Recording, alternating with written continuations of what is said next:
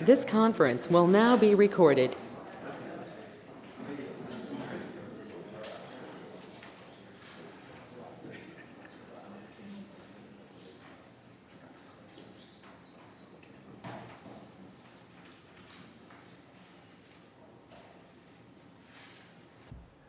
Well, good evening, ladies and gentlemen. Good evening, Council. I call to order this Haslett City Council meeting held August 17th, 2026 at 7 p.m. There is a quorum present. If you'll bow your heads with me, we'll offer an invocation and instead stand for the Pledge of Allegiance. Thank you, O Holy Father in heaven. Thank you for your guidance, for your love, your overseeing our every need. We pray that you continue that guidance for our country, the United States of America, for the state of Texas, and for the city of Haslett, Texas. In Jesus' name, amen. I pledge allegiance to the flag of the United States of America and to the republic for which it stands, one nation, under God, indivisible, with liberty and justice for all. Honor the Texas flag. I pledge allegiance to thee, Texas, one state, under God, one and indivisible.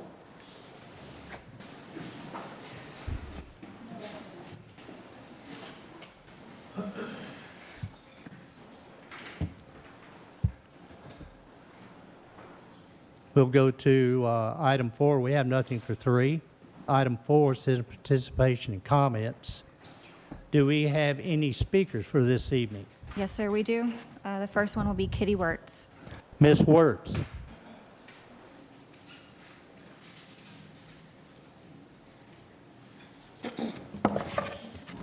I'm talking about Agenda 9J. Good evening, Council and Mayor. I reviewed the July 8th and August 8th playground presentation and have concerns about whether we build... Ms. Wirtz, would you state your name, please? Oh, I'm sorry. Kitty Wirtz, 205 Thistle Drive. Can we start over, please? I reviewed the July 8th and August 12th playground presentations and have concerns about whether We Build Fund best serves Haslett. The committee asked for a vendor that goes beyond ADA standards to make items inclusive. We Build Fund returned without addressing the main structure's inclusivity, and questions about wheelchair access was raised during the August 12th presentation. At the 23rd mark, vendor said the first level is accessible for kids with disabilities, but then said getting a wheelchair up the 6-inch steps would be difficult. This is not accessible. Accessibility means easily used or accessed by people with disabilities. Dana had asked for a ramp to replace the steps. However, as the vendor stated, you can only go up 1-inch vertical rise per 1 foot. This produces massive footprint for the ramp that leads to my next point. Minute marker 25, there was a discussion about the playground extending over the bathroom water line. James said the water line could be rerouted, but it would also be a city cost. The structure has to move towards the volleyball court, but the vendor has to design around the trees. Another concern, is this choice the best for our age-specific range of older kids? All of this can be avoided by selecting Child's Play because they have the 360 loop transfer climber and slide combination. Cindy mentioned this is why she was sold on Burke and Child's Play. Building ramps will add to the cost of the project, and the group will probably have to give up some of the items in order to stay within budget. Removing trees, the vendor said it would depend on whether the zip line selection. We would have to sacrifice two 46-foot Mantis zip lines to avoid taking out trees. The other two vendors didn't have trouble with the longer zip lines. The park board went with one long and one short, which means friends can't race down the zip lines, and this removes all competition of play. The other two vendors didn't have to sacrifice links because the base of the long zip line doesn't have a costly massive base that people are going to trip over or bump their heads on. I don't understand why the vendor said ADA seat could not be added to the longer zip line. The other vendors didn't seem to have this problem. This is a 20-year decision and an important one for Hazlitt. Why was only one vendor at the final presentation? When the other twos asked, the vendor listed the three finalists based on decision on who shows up and who would not be a factor the vendors already presented in a previous meeting. Why wasn't there a packet of information for the public to view? Is this being transparent? Thank you, Ms. Wertz. Who is our next speaker? Laura Schlotteroff. Ms. Slaughterhoff.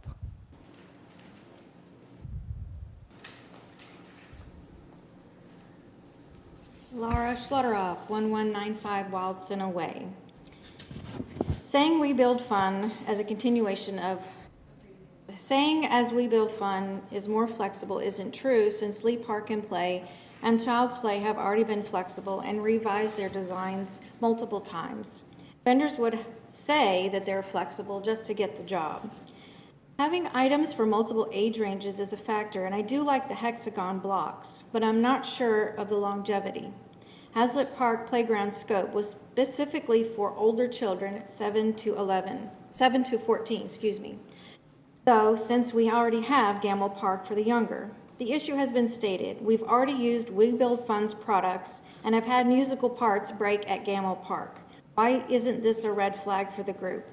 Child's Play offers value with a supplemental warranty and after-service care that adds no cost to the city for installation work or rework needed for the life of the equipment, which is not offered by other vendors. Child's Play provides twice-a-year inspections for any needed repairs or defects found. Weebu Fund was not included on any focus groups like the other two vendors, who had favorable feedback as shown in your packet. We need a park that Hazlitt can be proud of for years to come, one that stands out from the run-of-the-mill parks in surrounding cities. This smaller playground does not provide the wow factor. I have seen the same playground design in a neighborhood park in Sendero Ranch. Our citizens deserve a place to forget about our road and traffic problems. As one citizen, Nick Haas, stated at previous meeting, our playground for Child's Play reminded him of Dream Park in Fort Worth. This is why HCEDC is willing to put forth a larger playground. Kitty Worth sent to council persons Horick and Morrow a revised design of Child's Play that cost $700,000, saved the trees, removed the demo from the project, and used the alternative turf company. We were listening to the park board's feedback, but we know they didn't even look at the revised plan that councilperson Horick told us to send them. HCEDC has offered to pay for the higher quality, best design, better warranty choice, and most ADA compliant playground out of their budget. This frees up $500,000 from the city budget to pay for other city needs and staff raises outlined in the budget workshops. Money decisions are important to citizens of Hazlitt, and we put our faith in the city council that they will look at all decisions objectively and do what is best for the overall city.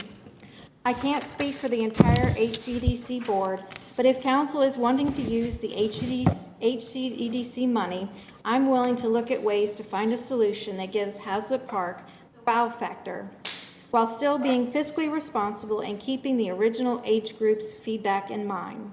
My kids, ages 10 and 14, are looking forward to this playground. Thank you. Thank you. Do we have another speaker? Yes, we do. It is Brandon Preston. Mr. Preston.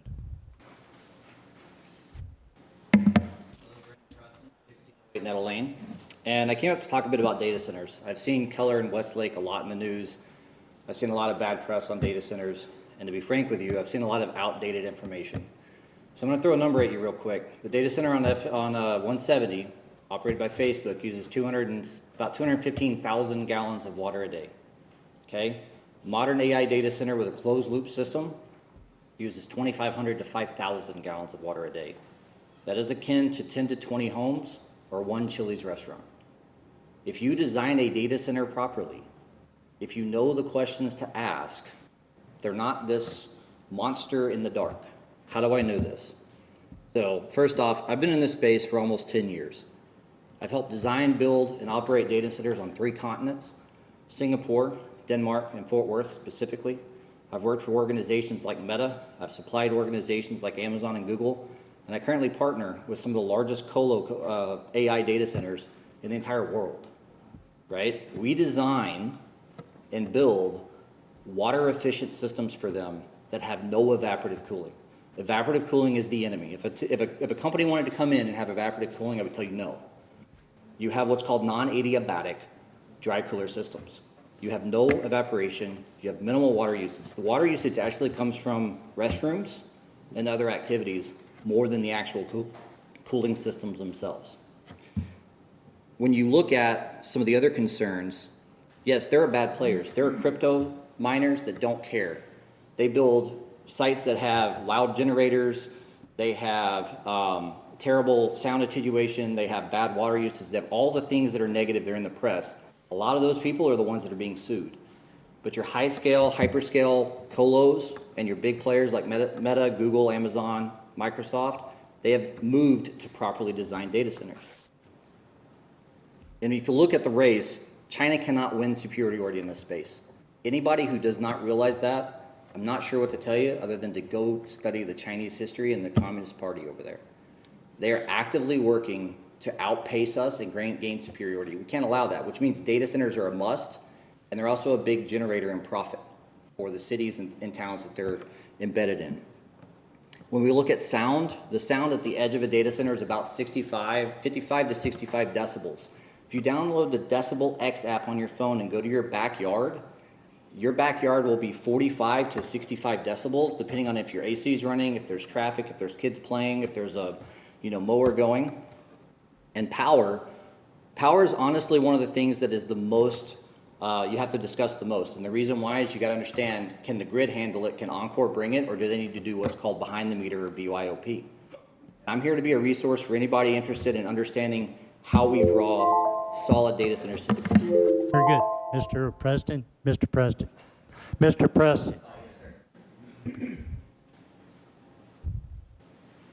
I too come from that world. Give me a call. Do we have another speaker? Yes, Leah Preston. Ms. Preston? Hi, I'm Leah Preston. I'm 1608 Nettle Lane, and carry on what my husband was talking about. I serve on Type B of the EDC, and I am super interested in economic issues. I know most of you guys, when you ran for office, said that economic development was a high priority for you because we're running out of houses to build, and we need new ways to bring in tax so that we can fund our city, pay our employees, fund the fire department, things like that. And I think that we saw at the last budget meeting that our annual expenses vastly outweigh how much we bring in every year. I think that Hazlet needs to encourage all type of economic development, and I think one of the best ways to do that is to be different from Westlake and be different from Keller and reach out to data centers and encourage them to consider building in Hazlet, in our industrial area. We have a unique design to our city. We have a residential area and we have an industrial area where there are no houses around, and I think that makes us a special place for data centers to consider building. They are high value, low cost to cities. Most new DCs are valued between 1 and 5 billion. For us in tax annually, that would be around 3 million per billion in value. So that if we have 1 or 2 high value data centers in Hazlet, that covers not only our budget deficit, but then it also adds money extra on top so that we could start investing in our roads and our infrastructure, and then hopefully we can eventually get to the good stuff like baseball fields. Speaking of roads, One of the nice things about data centers is that they don't require big, heavy trucks. You won't have those Amazon delivery trucks coming to and from a data center because they're not delivering anything. They're not shipping goods. They just are hosting data. So if that comes before you, if you have the chance to encourage business to come to Hazlet, I would highly encourage you to consider recruiting data centers because I think it would be a huge boom and take the tax burden off of homeowners and put it onto businesses and industry. Thanks. Thank you, Ms. Preston. Do we have another speaker? Not in person, but we do have one email. You have one what? Email. All right, please. And who is this from? This is from Carol Clark, 117 Schreiber Drive. Thank you, council members and staff, for participating in the 2-day budget workshops in spite of them being held so close to the start of school. So your commitment is greatly appreciated. I want to make a few comments about the general workshop in general. I apologize. Have council members been offered formal budget training? You should not be expected to review or ratify a city budget without being afforded the requisite training to do the job. I understand that municipal budget and finance training for local officials is provided by Texas Municipal League. Does the city know that both workshop videos shut off early? Citizens can view the first portion of both days on the city's website or on YouTube. However, the second portion for either day is not available on the city's website, and only the first day's portion is available on YouTube. The last portion of the second day is not available anywhere for citizens to view. I don't understand why council members had to find out after 2 days of the workshops that all proposed changes would result in such a huge deficit. Why didn't council have worksheets to annotate changes as they went through the process? Why weren't the proposed changes reflected real time and the net effect of each change known? For instance, the total proposed salary adjustments should have been available early on in case council wanted to stagger them instead or to not fund the vacancies. The mayor badgered council last year with constant considerations about the bottom line when council gave the fire department employee raises. Where was the bottom line this year? Why wasn't the budget reviewed by category, for example, salaries, logistics, utilities, infrastructure, et cetera, along with proposed changes? By category, it would be a much more efficient and effective process versus the mayor reading verbatim each and every page and each and every line item. Not only did that insult your intelligence, but it was a tremendous waste of your time. Blanket categories such as engineering services shows a lack of preparation and accountability. It was also how the mayor was able to fund his pet projects without anyone knowing about them. Citizens of Hazlet have spoken and council has listened. Roads are our #1 priority. Thank you for dropping the equestrian center, community garden, community center, and a new library. This further illustrates how out of touch the mayor is with the needs of Hazlet and its citizens. As such, in 257 days, we will be electing a new mayor. Thank you for your time. Do we have any others? Do we have anybody online? No, sir. Is there anyone in the chambers? With that, I'll close citizen participation and comments. Let's go to item 5, community interest items. The city is, I'll say always, accepting applications for boards and commissions. Please visit our website to apply for any board or commission you may desire. Monday, September the 7th. Labor Day, all city offices will be closed in observance of Labor Day. National Night Out will be Tuesday, October the 6th, from 6 p.m. to 8 p.m. We always have a great time. There's lots of folks that come out and visit. We have a lot of supporters that come out. Please visit the website for more information on National Night Out. Movie in the Park, featuring GOAT, will be on Friday, October the 9th, 2026 at Nance Field. The movie will start when the evening becomes dark. Please visit the website for that. Does anybody know what GOAT is? What is it? It's a movie about a goat who plays basketball, but it's supposed to be very small time. But goat. And he's a little bitty guy on a it's an animated movie, but he's a little bitty guy on a team of big, huge guys, and he's like the little guy who can for basketball. Yeah, okay. My 9-year-old likes it a lot. All right then. Oh my God. All right. Come early. You will not be able to get a seat then. 5E, we will be having our brush and limb drop-off on Saturday, November the 7th, from 8 a.m. to 12 p.m. Get your collection ready and together, and we'll be able to receive all those collections. We have this twice a year, every 6 months. So, brush and limb drop-off Saturday, November the 7th, from 8 a.m. to 12 p.m. Schoolhouse Road. There will be a marquee out there directing you where to go. Administrative reports. Council, do you have any questions on the administrative reports?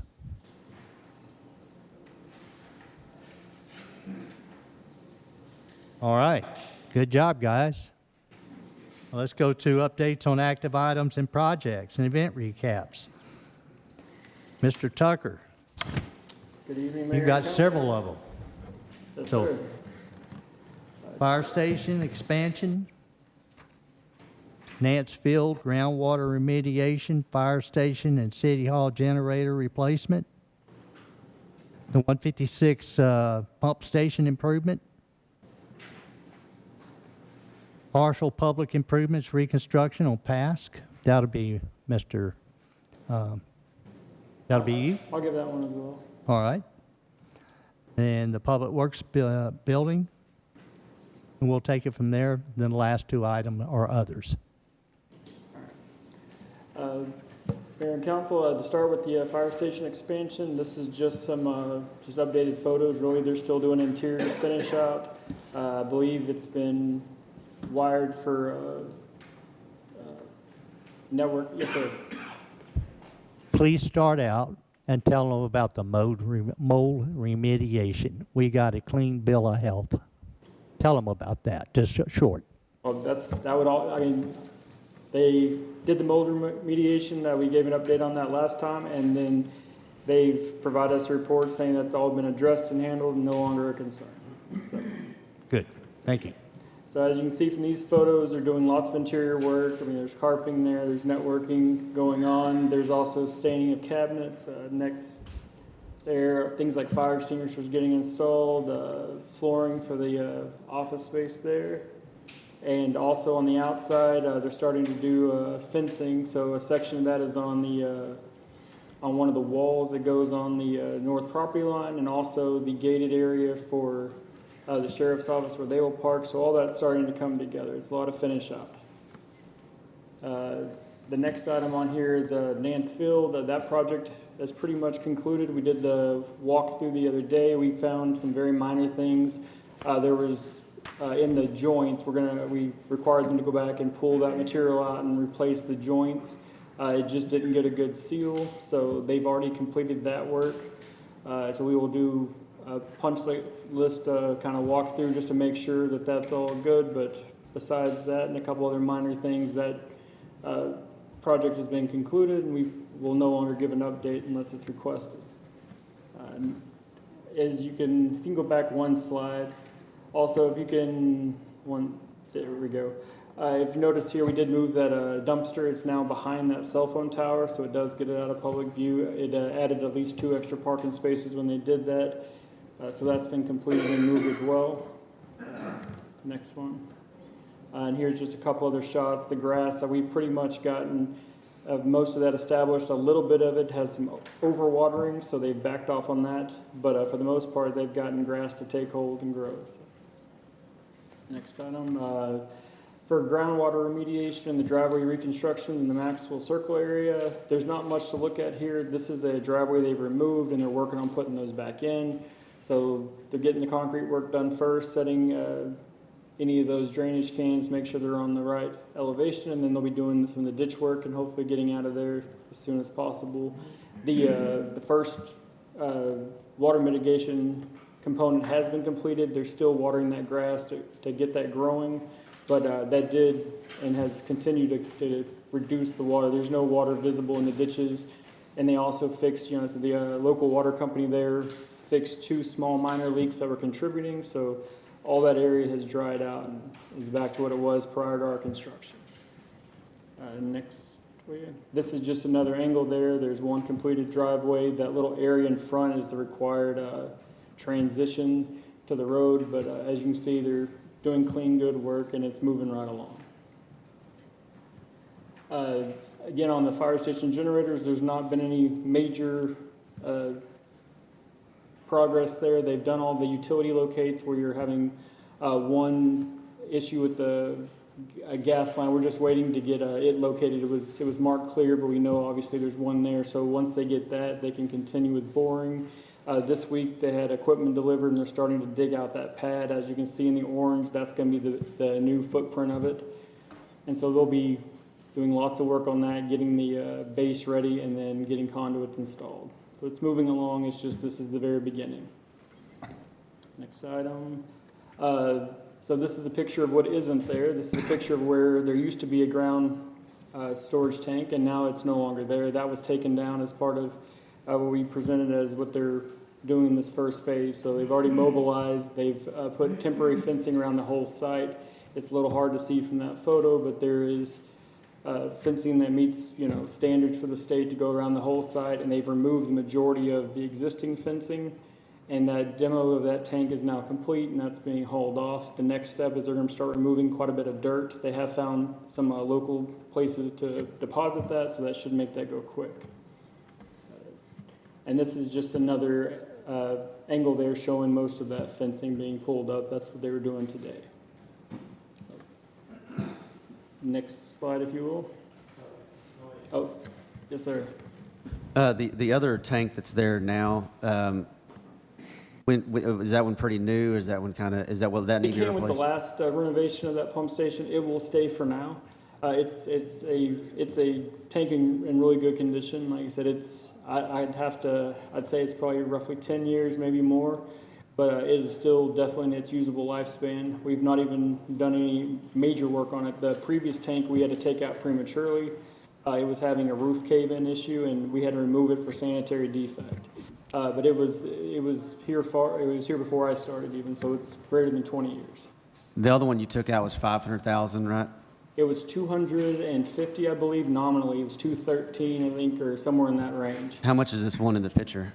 One of the pictures is the same, and the new one will be $1 million. So the footprint of the new one will be much, much bigger. The elevation will be the same. So it'll be the same height as the one you see. It's just diameter is going to be 4 times the size. So this one here, I kind of worded that one funny here, but as a part of the public improvements for that stream royalty, that warehouse that was there, they had to construct this little section of this road and this lane. Well, during the walkthrough, it didn't really meet the city standard, and there was some issues with how the water was carried and some issues with the just cosmetic issues on the broom finish. We looked at that several times, and ultimately we decided that they need to basically reconstruct that to meet the standard. So they are starting basically today. I didn't see anybody in the activity, but they will be mobilizing and pulling that out. And then these last 3 bullet points are always true, but I specifically wanted to put those in there that the contractor is going to be working exactly in the normal working hours. They are not intending any kind of early morning pours or anything like that. This will be done during the normal hours. They're not expected to disrupt traffic on that road. And then we've also asked them specifically, even though it's always the expectation, to manage any kind of dust control when they're cutting the old pieces out. So they'll make sure that's wet while they're concrete sawing. They're not expecting this to be a very long job, but they'll have it cut out, pulled out, and then set back. And then this is just another view. It's a little hard to see here, but that broom finish was really deep, and it was noticeable when you drove on it. So it's expected to match what's next to it. It's always hard to see in a picture like this, but that was a secondary thing. The main issue we had with it was the drainage. The water basically, instead of carrying the ditch, would kind of sheet flow across, which can cause some other problems, ponding and all sorts of other issues. And next slide. So our current public works request to have this as at least once a month for an update. Basically, we are moving forward with the design. That's just the layout that was out there previously, just for a picture here.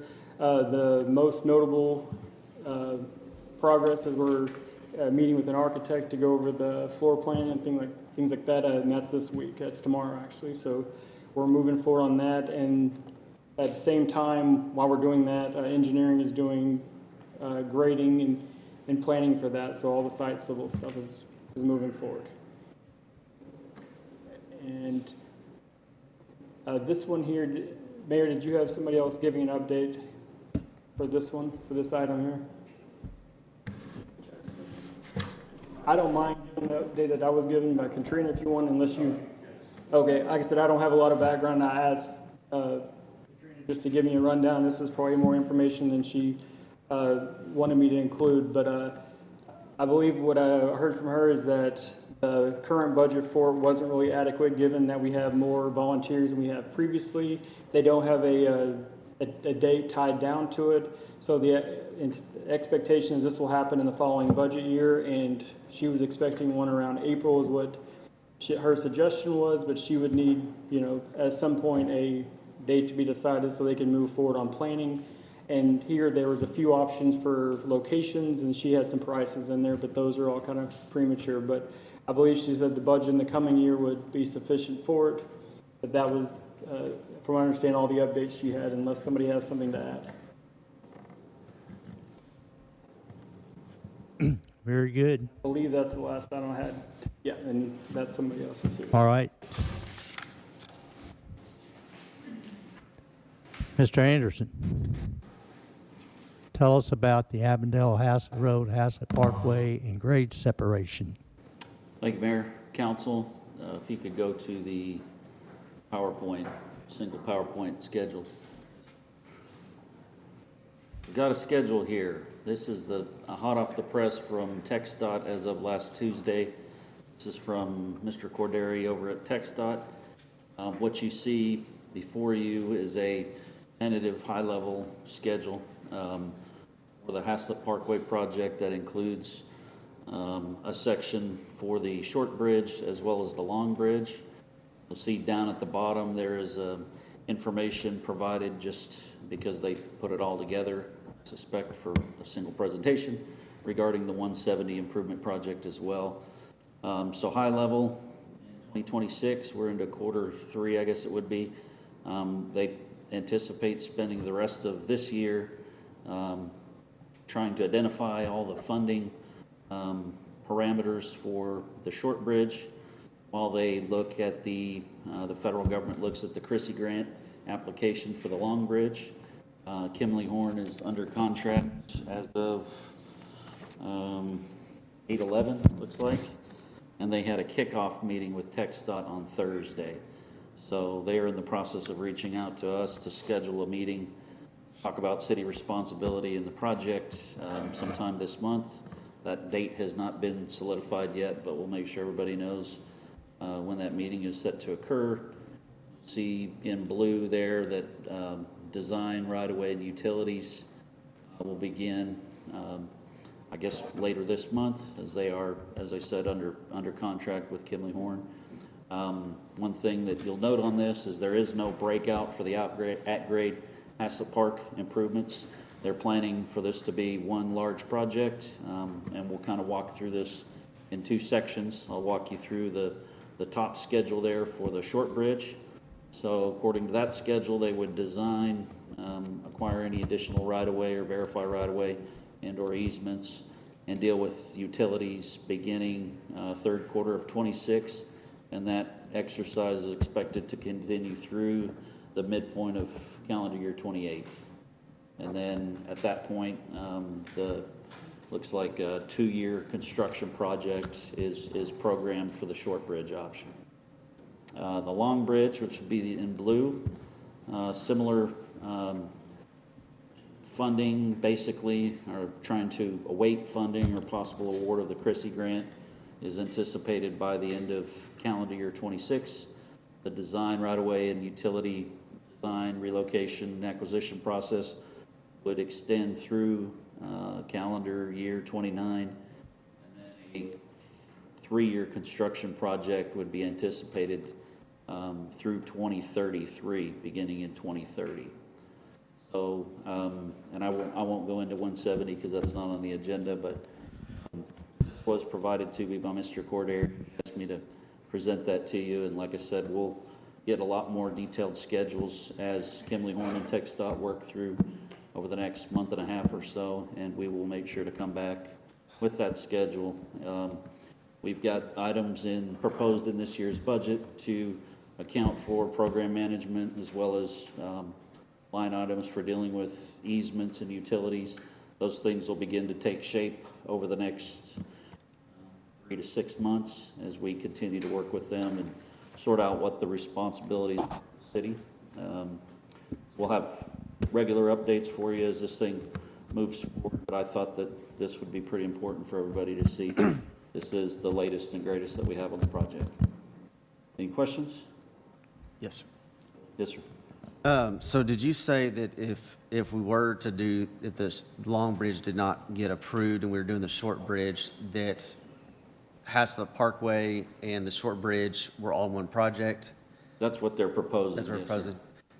Okay, because I know the Haslett Park would be great if we could go ahead and get that started and constructed, because that would relieve a lot of stuff. Why, because the bridge is going to take longer to do. I just didn't know if that was an option for them, or is that just? I don't know if that's an option. This is just what they provided me. So we can get answers to that, because I know some other people had that same question. Okay. That was a little bit different than what was reported back in March, if I remember correctly, too. So we'll get some answers to that. And I wanted to, so how would Haslett Parkway fit in if the Long Bridge was awarded? It just wouldn't, I would assume it would begin with the construction of the Long Bridge as but one both big are tied project. in as one Yes, ma'am. project? with One either- project. Okay, thank you. Anything else? Thank you very much. Yes, sir. Thank you. All right then, council, your consent agenda. We have the City Council Budget Workshop meeting minutes from August 1st, 2026. Mayor Halsey, Yes. I'll make a motion to approve the consent agenda as presented. Motion's made to approve the consent agenda as presented. Is there a second? I'll second. There is a second. All in favor? Unanimous. Thank you.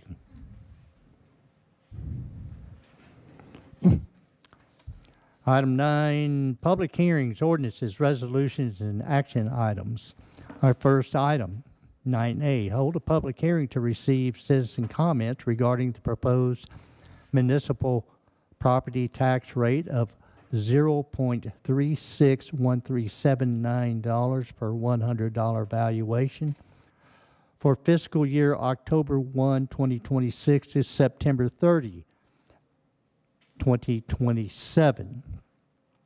So this tax rate is proposed at 0.361379 per $100 valuation.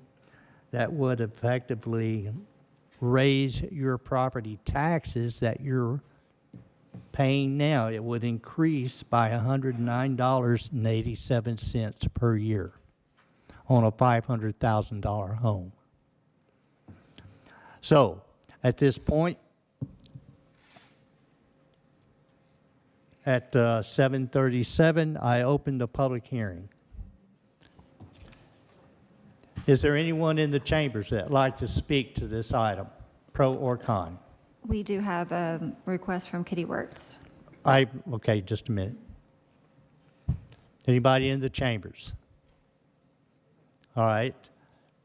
You say you have a request? She is here in chambers, Yes, yes. okay, please. It's She Kitty can Wirtz. come up, please.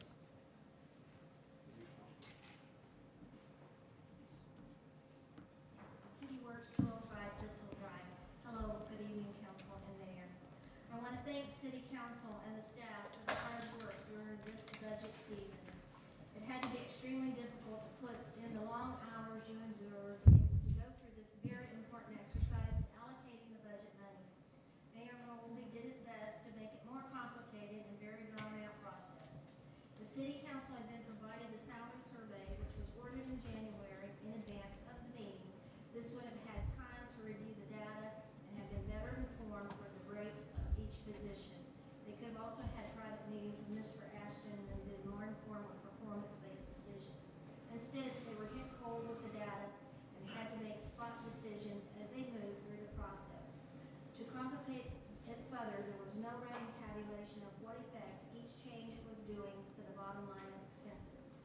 In just a few years, the housing bills are coming to an end and has to be fully built out. No more tax revenue from the activity. Our sales tax has dropped into the 2004 levels, and we have no new business startups recently. Our focus needs to be bringing more business into the city and not building warehouses that do not generate sales tax. Hiring an economic development director is a smart move, and I thank council for this action. Hazlet needs to build up retail and commercial activity to increase the sales tax and help improve revenue stream. Otherwise, there's no other option but to increase property taxes to support our future needs and improvements in the city. We are currently one of the lowest tax cities in the area. Through social media, citizens have made their voices heard clearly that road improvements are their #1 desires. All I ask is that we do not. Oh, no, was I not being recorded? No, it was not on. Should I start over? First off, Ms. Wertz, do you have, this is a public hearing on the tax rate. That's Do you right. have a comment on the tax rate specific? Yes, I'm getting. Please, please make your comment then. That's what I need to isolate this time to the public hearing on the tax rate only. Okay, I support the tax rate, and all I ask is that we do not make improvements on Blue Mountain intersection 156 that will be torn up and discarded when TxDOT widens 156, hopefully in the next couple of years. We can't afford to waste money. We must use our resources wisely. With that being said, I think HSA should be paying fees to the Hazlet for the use of the ball fields, and the money should be used for field improvements that is much needed. I also believe council should choose the HCEDC playground tonight, which frees up $500,000 for the city budget to pay for other important needed projects outlined in the budget workshop. Citizens put their trust in the council to make the best fiscal decisions possible on their behalf. Thank you. Thank you, Ms. Wertz. Do we have anyone else who would like to speak to the tax rate only? Any public comment? Do we have anybody online? Do we have someone signed up? We have one email that was received for public comment, but I can wait until you. It's a public comment. They need to be here. They need to be here.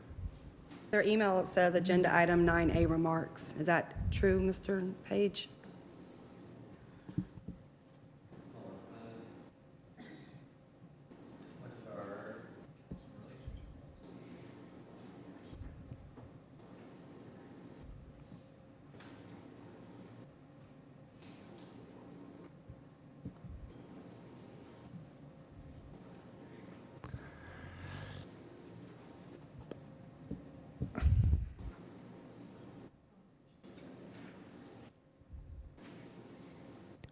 Public hearing, Mr. Page. Yeah, that's what I'm looking for.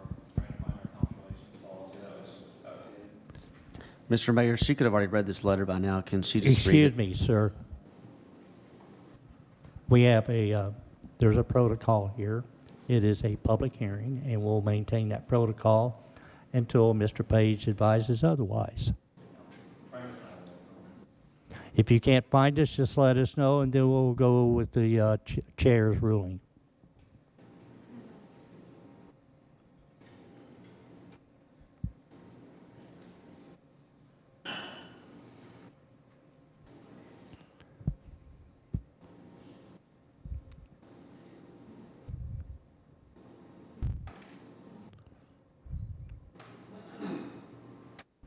Your 3-minute clock's coming to an end.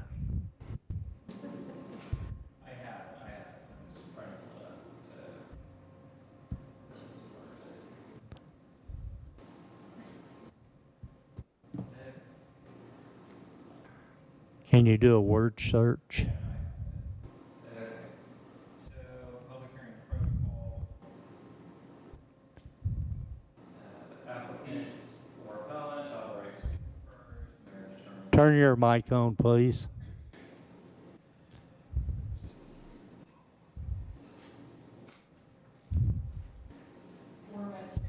Yeah, that's what I'm looking for. Second sentence at the end. limited to 3 minutes per speaker or read email. That's for a public hearing? Yes, on page 12 of 22 in the elected and appointed officials policy. All right then. Go ahead and please read the email. State who it is from, please. Yes, sir. Carol Clark, 117 Schreiber Drive. Sorry, but I don't support the 7.99% property tax increase. It's too high. I believe the only reason you all picked this amount was so you didn't have to put it on a ballot. I feel like you all would have come to a different conclusion had you had the opportunity to know the net effect of each adjustment you made real time in lieu of having to wait until the end of the second day of budget workshops to be told the bottom line. Perhaps you would have staggered salary increases like you did last year. Perhaps you wouldn't have parked money in certain categories as a cushion, as the mayor suggested. Perhaps you would have considered not funding vacant positions. Perhaps you would have found a creative way to use HCEDC funds.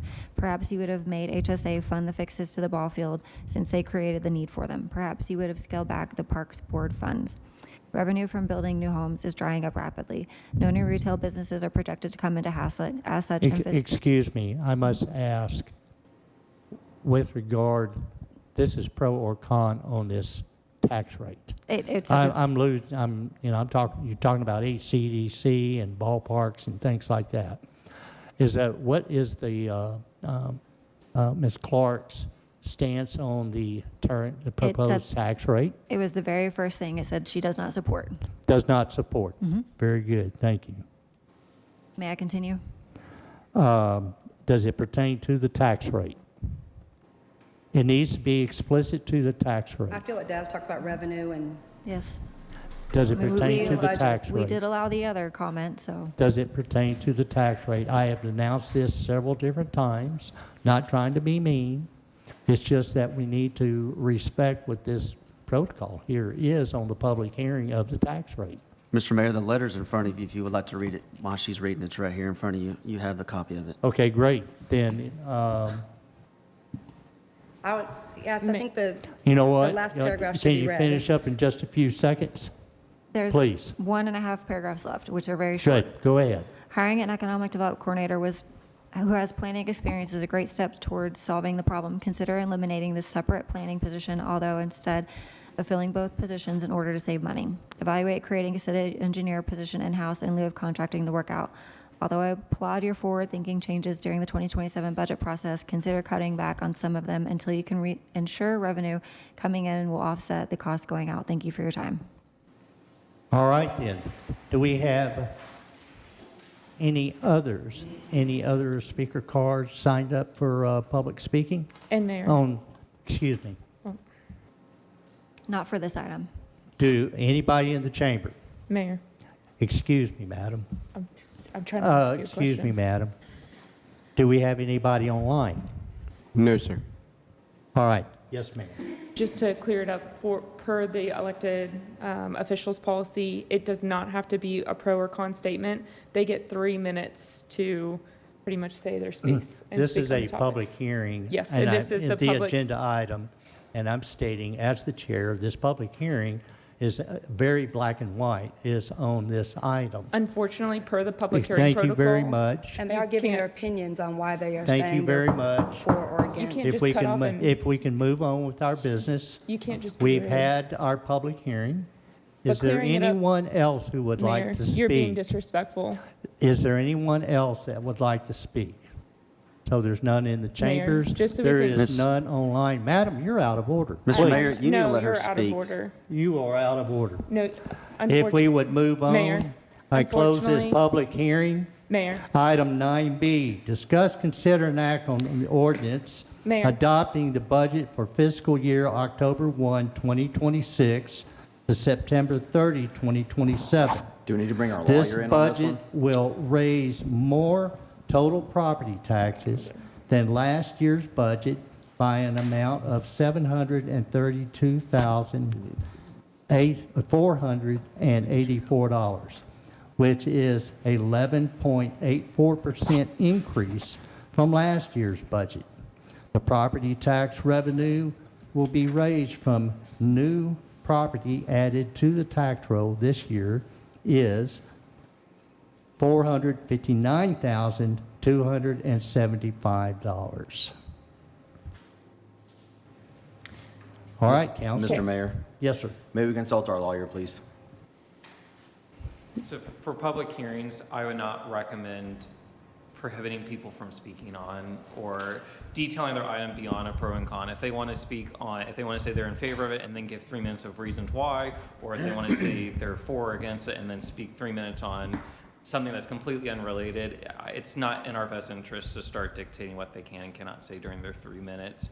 We have a public hearing on this item. They're allowed to speak on it, and I would not suggest we cut people off. Okay, well, as it turned out, we did not cut anybody off. Everybody got to speak their I mean, you mind. did Yes, attempt sir. to. We all up here are duly elected officials, Yes, and as we try to give you respect, we also ask for that respect from Yes, you. sir. You are not showing Miss Jasmine any respect at all. She's trying to have a conversation with you, I and you're cutting her understand. off and moving on. But So I would ask in- that you would have respect for her and listen to what she has to say. I do and let her respect finish, Ms. Wise. And let her finish what she was saying so that we can all move on together, please. very good. I do respect Ms. Wise, Councilmember Wise. But again, I've got the job as the chair to move our business along. And with regard to these posted items, public hearings on a very specific topic is what that topic is for that public hearing. And, thank you. Well, Mayor, I disagree. I think you were a little bit disrespectful. I think if you'd just let me finish the statement, it's good for us to clear up for the residents of Hazlet that they do have the right to speak for 3 minutes. So getting to that conclusion so they understand and have an expectation when they come in. If not, people may come to speak. That's all I was saying is per our policy, they are allowed to speak on anything in that 3 minutes pertaining, even if it's an explanation of why they're pro or against. Well, very good. We'll have to explore that more. So, Mr. Page, on a public hearing on a specific item, particularly with regard to, say, a tax rate, very important topic, and I'm sure there might be something out there so it can be readied for next year. Thank you. All right, then. We have, again, I'll repeat it, discuss, consider, and act on ordinance adopting the budget for fiscal year October 1, 2026 to September 30, 2027. This budget will raise more total property taxes than last year's budget by an amount of $732,484, which is an 11.84% increase from last year's budget.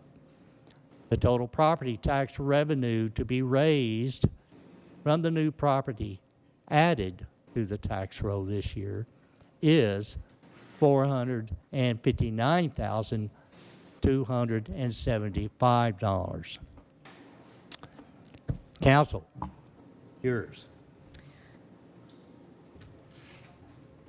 I make a motion to approve the proposed municipal property tax rate of 0.361379 per $100 valuation for fiscal year October 1st, 2026 to September 30th, 2027.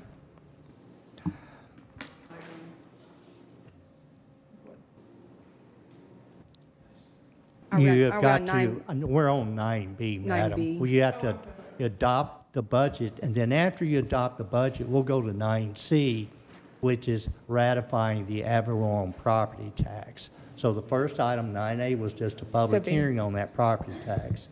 9B is where you will adopt the budget. Then Apologies. 9C, you'll ratify the Avalon.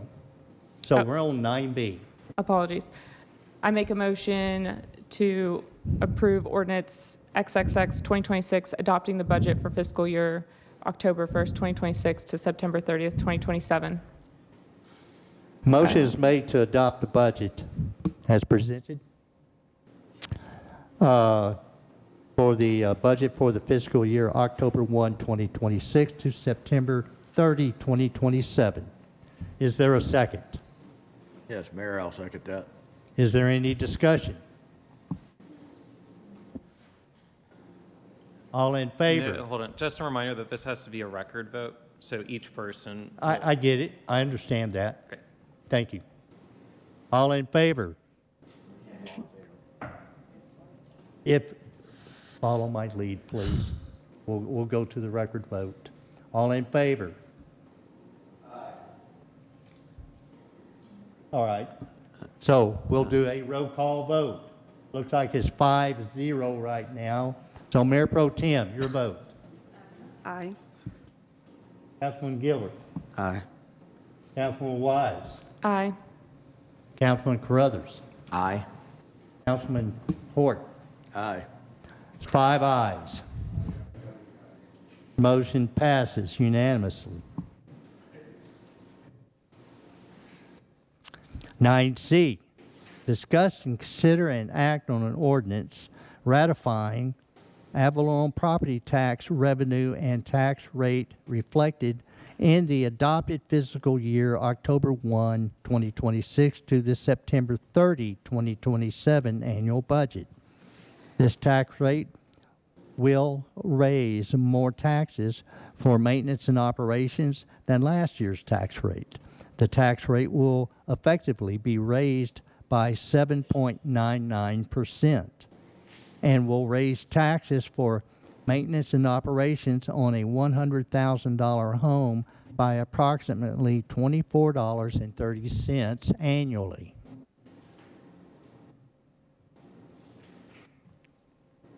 Council, it is yours, and then again, we'll follow the same procedure as what we just did last time. Is there a motion?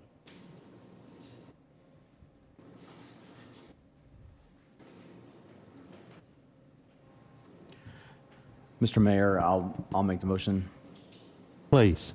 that we accept the ordinance XXX 2026 ratifying the ad valorem property tax revenue and tax rate reflected in the adopted fiscal year October 1st, 2026 to September 30th, 2027. So you are proposing to adopt the tax rate of 0.361379 per $100 valuation. That's what we had the public hearing on. And that's in support of this budget. Yes. Is that correct? Yes. Did you say All right, 100? motion is made. 100,000 valuation? Okay. Well, it's 0.361379 per 100, or it's $24.30 per 100,000. It's either or. I mean, it's the same thing. Is there a question? Question? Yes, I just asked it and Chris told me, so we're good. Thank you.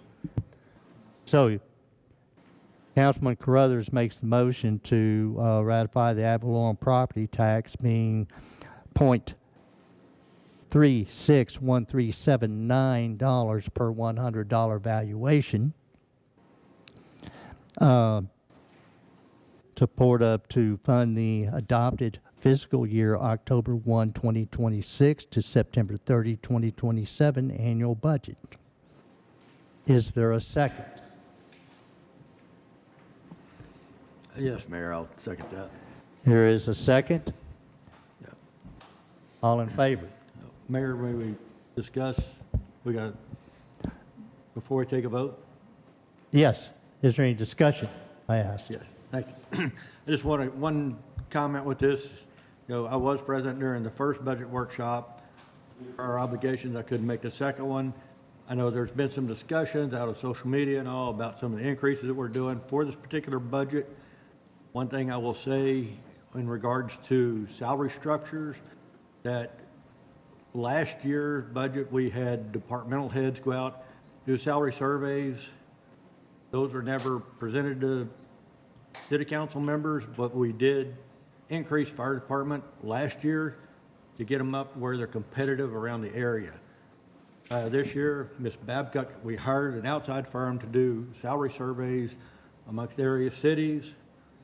We use that to base salary structures on our various departments, department heads, and people within those departments, looking at minimums and means to see where our staff fall in those ranges. And what we found pretty much across the board is we were below even the minimums. And that's where the council took this information, based on what Ms. Babcock was able to present to us, and at least get most of these folks, well, I think all the folks, we got them up to the minimum amounts, some a little bit more. But we've got to do this. If we're going to retain quality people, we've got to be competitive with benefits, and we've already, benefits, we went over quite a bit prior year. We've got a pretty good benefit package for the employees, and you take benefits along with the pay to make a total package. So we've got to get this to where we don't hire people, train them for 6 months to 12 months, and then they go to a neighboring town because they can get paid more and they got the training via the city of Hazlet. So this is done even in corporate America. I work for international companies. They do regular salary surveys and go across the board to see where do the companies fall. Because if you don't do this in the corporate world, you're going to lose employees. And I think that's what we've seen here. So that's a big piece of some of these raises, increases we're seeing in this budget are tied to salary structures. So I think as a council, and I'll speak for myself, others can speak up if they want, I think this is going to help us in the long term with our employee structure here for the city of Hazlet. Any other discussion? May I ask a question, Mayor? Yes.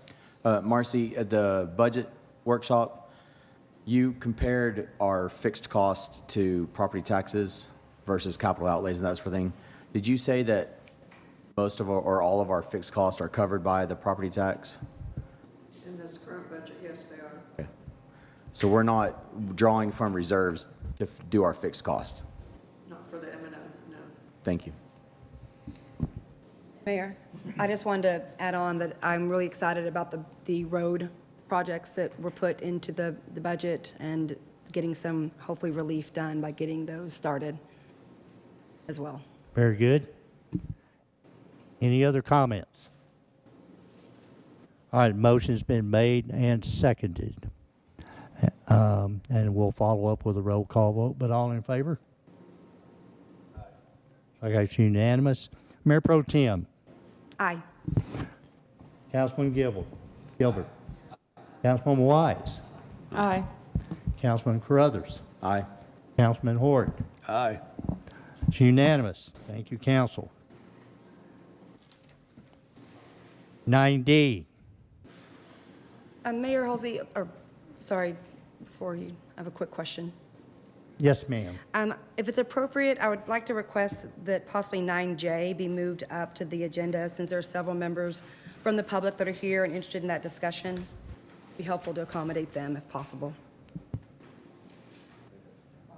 We will take, we have,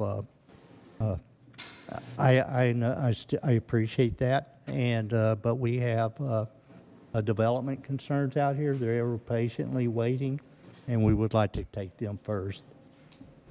That's a community item. I would rather take the business item first. Thank you. Your prerogative, okay. 9D, hold a public hearing, discuss, consider, and act on a site and landscape plans on approximately 58.845 acres on lots 1-4, Block 1 of the Harmon Industrial Edition. Mr. Schwanke, presentation.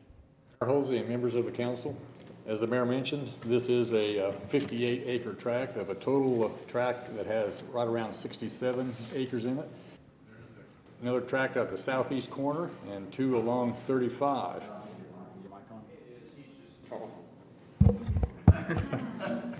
There, you might have to hold it up. How is this? Thank you. Anyway, the tract is located between Harmon Road and State 35W and north of Keller Hicks Road. And it's the first tract of this development. And one of the things I'd like to mention about this development, they're going to make significant improvements to Blue Mound Road intersection. That's about, with right-of-way included, it's about a $4 million project. And so it's a pretty good thing for the city. But this project is based upon the pre-annexation agreement that the council approved a few months back, and it is inside the city limits. And the applicant is in the audience tonight. If you have specific questions for him, but included in your packet, the pre-annexation agreement the landscape plan, the site plan, and a photometric plan showing the lotting scheme. Mr. Mayor, may I ask a question? Yes. Mr. Schwenke, thank you for your service, by the way, to our city. Is this your last meeting with us? 10-4. Thank you, sir. I'm going to ask the question again that I asked the last time we looked at all this, because it's about to be a big problem. The road on the south side of this property, is there space left on the plat so that we can expand this road in the future? Because when that new high school opens up, this road is about to become a parking lot every single morning and every single afternoon. Yes. There is a significant amount of right-of-way dedication on Keller Hicks Road, making preparation for a future expansion of the road. Of 4 lanes? Yeah. And this is going to I'll become our new remind- hotspot. Let me remind, that is a Fort Worth road. Well, when I asked the question, excuse me, sir, when I asked the question originally, I was told that there are multiple entities that own pieces and parts of this, and it's going to be a complicated process to get this road expanded. So I just am trying to make sure that it's on everybody's radar that this road is about to become a really, really bad spot real quick this time next year, like 12 months from where we sit right now. And it has nothing to do with I realize it has nothing to do with this piece of property and what's about to be built here. But I'm just making sure that there's land left, that this road can be expanded, because it hasn't always been in other places. Yeah, the next item on the agenda is the final plat for this project, and you'll be able to see that there is a significant strip along the southern edge of the track. That'll be the northern part of the Keller Hicks Road. Okay. All right. Because there's only 2 crossings of 35 to get to that new high school, and this is one of them. Very good. If I could draw our attention to the agenda item, it is the site and landscape plan. So, Mr. Swanky, will you present the site and landscape plan? Yes, sir. This is approximately a little bit less than 1 million square foot building, and that'll be on the site, and it'll be an industrial type structure.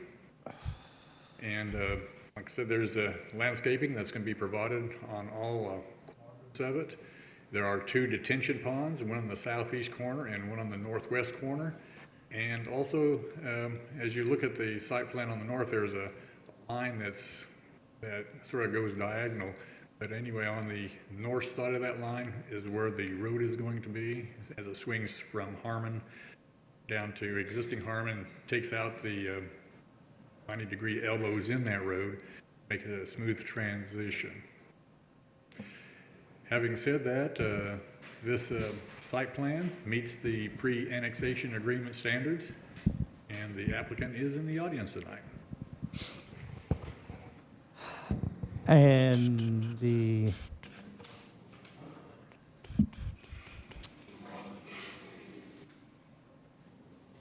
council, you have any questions for Mr. Swanky? I got a question, but it might be for the developer to answer. What I'd like to do, if you had any questions for Mr. Swanky, if not, what we'll do is go to the public hearing. And then after the public hearing, we will have discuss, consider, and act where you can ask developer questions. Okay? Can we do that? Very good. All right then. So At this time, may I ask a question of Mr. Yes. Swanky then? I know this please, is the Mr. final. Swanky. Sorry, I know this is final plat, but do we have a timeline on this project getting off the ground? Like actually turning dirt? Well, they have their construction plans submitted already, the civil plans, and I anticipate it moving right along. So maybe in the next 3 to 6 months, they'll start turning dirt-ish? I would hope so. Okay, thank you. Mayor. Yes. Mr. Schwenke, does that, for the project takeoff, would that include the intersection as well at the same time, or do you know the time frame for that if this is approved? It'll be all part of the same project. Okay. I'd anticipate them starting right away on that. Do we know kind of about a timeline for that intersection? I think we need to defer that to the next section of the plat, because that's when the civil plans that our engineer's been reviewing, and he has a better grip on that as far as, but water improvements, sewer improvements, and road improvements that'll go along with this project. And normally, before we'd ever sign off on, building permits, the infrastructure and the civil improvements would have to be done. So they're sort of the first items to. Very good. Okay, specific to the site and landscape plan, which is presented here. I assume there's no other questions of Mr. Marcy, or Mr. Schwanke, Mr. Marcy. But anyway, I will, Mr. Mayor, I do have one quick question, sorry. yes. Concerning the plan. We did talk about having it so that traffic cannot pull off of 35 and cut through the parking lot to get to the Keller Hicks Road. Is that still in this plan? Because to me, it looks like the parking lot's all the way through right there. There are exits onto Keller Hicks Road, but most of the traffic will be the automobile traffic getting onto Keller Hicks Road. There may be some traffic from trucks that'll have to get on that road. If you're going north with an 18-wheeler and you make a left-hand turn, Right. you'll have to turn into the southern track instead of Sure. going way to the north and I'm making just, a U. I'm just concerned people coming south on the access road will use that parking lot as a cut through to miss that light. And so I think I brought this up the last time we were looking at it, to try to make it where people can't just go all the way through that parking lot right there, because I think that'll create additional hazards. You could ask the developer if they Okay. have a solution for that, possibly. Thank you. And also, we have Mr. Anderson, who has worked with the developer on approval of these plans. So, with regard to the site and landscape plan, I now open the public hearing at 8:11 p.m. Is there anyone who would like to make comment, pro or con, with regard to this site and landscape plan? Is there anybody in the chamber? First, let me go there. There's no one in the chamber. Is anybody? Okay, you She is have- in the chamber. It's Laura Oh, Schlotteroff. she does? Yes. Okay, well, Ms. Slaughterhoff, raise your hand next time. Thank you.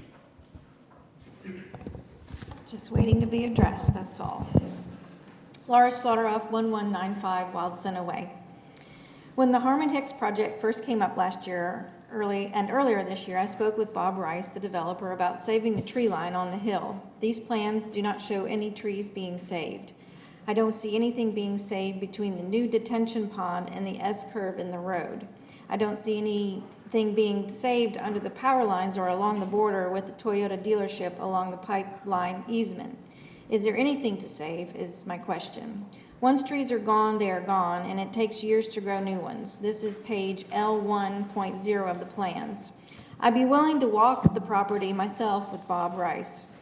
Will the detention pond be up on the hill? I can't quite tell. Can trees be planted around the pond or between the pond and the parking lot to help improve the view from Caraway neighborhood?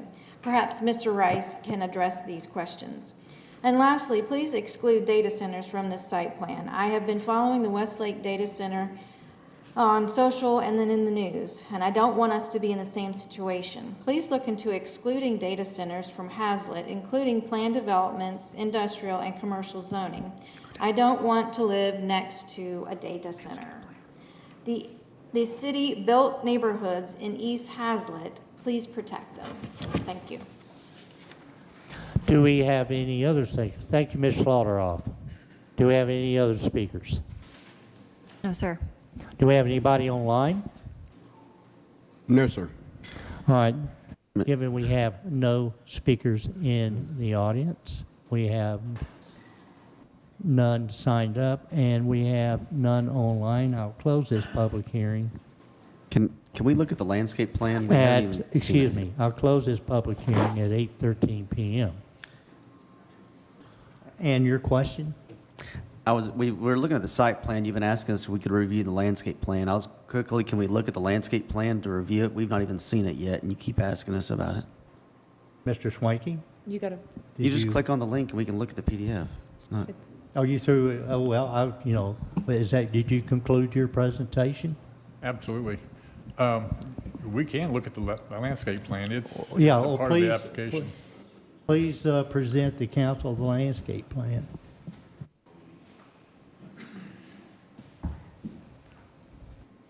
Mayor, Yes, ma'am. while he's coming up and the image is pulling up, when I'm looking at it, I'm only seeing a handful of trees. Is that correct? It looks like there's maybe only 6 or 7 on the entire, There's, I'm sorry, I didn't even mean that. no, when you go down, there's if you look at that first top picture right there, there is sort of a hedge line that runs diagonally across Where is it? that little gray area. Okay. Yeah, it looks I like thought that's a H. retention. That's what No, I'm- go down just a little bit, right there, that H, yeah. That's where the little landscape, not a landscape strip, but the hedge. When you drive by the side and you're looking towards the north, that's what you see on the side as far as existing vegetation. Now, go on down on the landscape site. Keep on going. There's virtually hundreds of plants and trees that are on the landscape plan. Keep on going down, going down, going down. Oh, okay, I see it. I was Go on looking at the down. wrong image. It's all the way down. Yeah. It's just slow because they're really large files. And before all these files, if you, can you zoom in? Yes, There's a chart right there on the top, right-hand side. It's just blurry on my end. I don't know about yours. It's up there at the top. Yeah, it's Yeah. it's just a large But document. There's actually numbers up there on that chart that gives you the quantity of all the different types of plants. There's about 5 or 6 different types of trees that are included there, all the way from cedar elm. 32 bald cypress, Yeah. 14 cedar elm, Yeah. 20 eastern red cedar. So can I ask, is this site plan flat or is there any retaining wall? I kind of can't tell from the drawings. Is it flat? It's fairly flat. And the only place where there are no trees that are shown that normally would be along the Harmon Road, but there's easements that are along that little strip that we looked at, and it'd be tough to put any trees on top of those waterline easements that we have on the Harmon Road. But they've made up for it elsewhere on the site plan, but we asked them to add a couple more parking islands. They had some that were a little bit too far apart. Had them add those, but it's heavily vegetated with the site plan, the landscape plan. Being in the landscape field, I'd probably steer away from bald cypress in the parking lots, maybe in like some open areas, but in parking lots, they're going to drop their big balls on people's cars. They drop stuff on a lot on the ground. Maybe in open areas, but they also have surface roots, so that might be difficult for them mowing. So, I would do a minimum of bald cypress if possible, and to do other cedar or elms and oaks and stuff. Just a thought. You can definitely make that recommendation. I've not looked at the plan in depth, but, just if they want to go back and, change that, or if we're approving this tonight, is this what they have to do tonight, or can they go back and just? You can make that recommendation. It's going to be his employees' vehicles that they're going to be, dropping on, but. Right. So he may want to make a decision himself and get with his architect, landscape architect, and say, yeah, you might want to take a look at that. Okay. I think it would be most expeditious if you made a recommendation instead of having this have to come back to be reconsidered again. Okay, I make a recommendation if, Like when we make our motion, you're saying, approve it, make that, Well, you can make it as part of a requirement for the approval. Right, when we make a Or you can make motion. a recommendation. They may have a reason why they selected the bald cypress. so at this time, can we talk to the developer and ask? So that would be, so we've closed our public hearing. Correct. Okay, so if you want, as you go through this, Mr. Developer, Mr. Rice, please come up. If there's any, do you have your landscape architect with you? I I do not. I'm sorry. Bob Rice, Ironwood Realty Partners, 3030 LBJ Freeway, Dallas, Texas. I had a separate question that I was going to ask earlier. As Mr. Carruthers mentioned earlier, this time next year, this Keller Hicks is going to become a parking lot, and so is Harmon. It's going to be very busy. I know you're wanting to turn dirt really soon and start on this project, but is there any way maybe I could start the road like close to the beginning, so that way the road might be done by the time schools? Because if you're doing the road construction by this time next year, that's going to be a nightmare. So could the road construction on Harmon and that new intersection be kind of pushed towards the front to kind of help with the traffic for next year in this instance, what he talked about? My goal is everything will be constructed at the same time. And somebody asked a question. I would hope that we're putting a shovel in the ground no later than October 1st.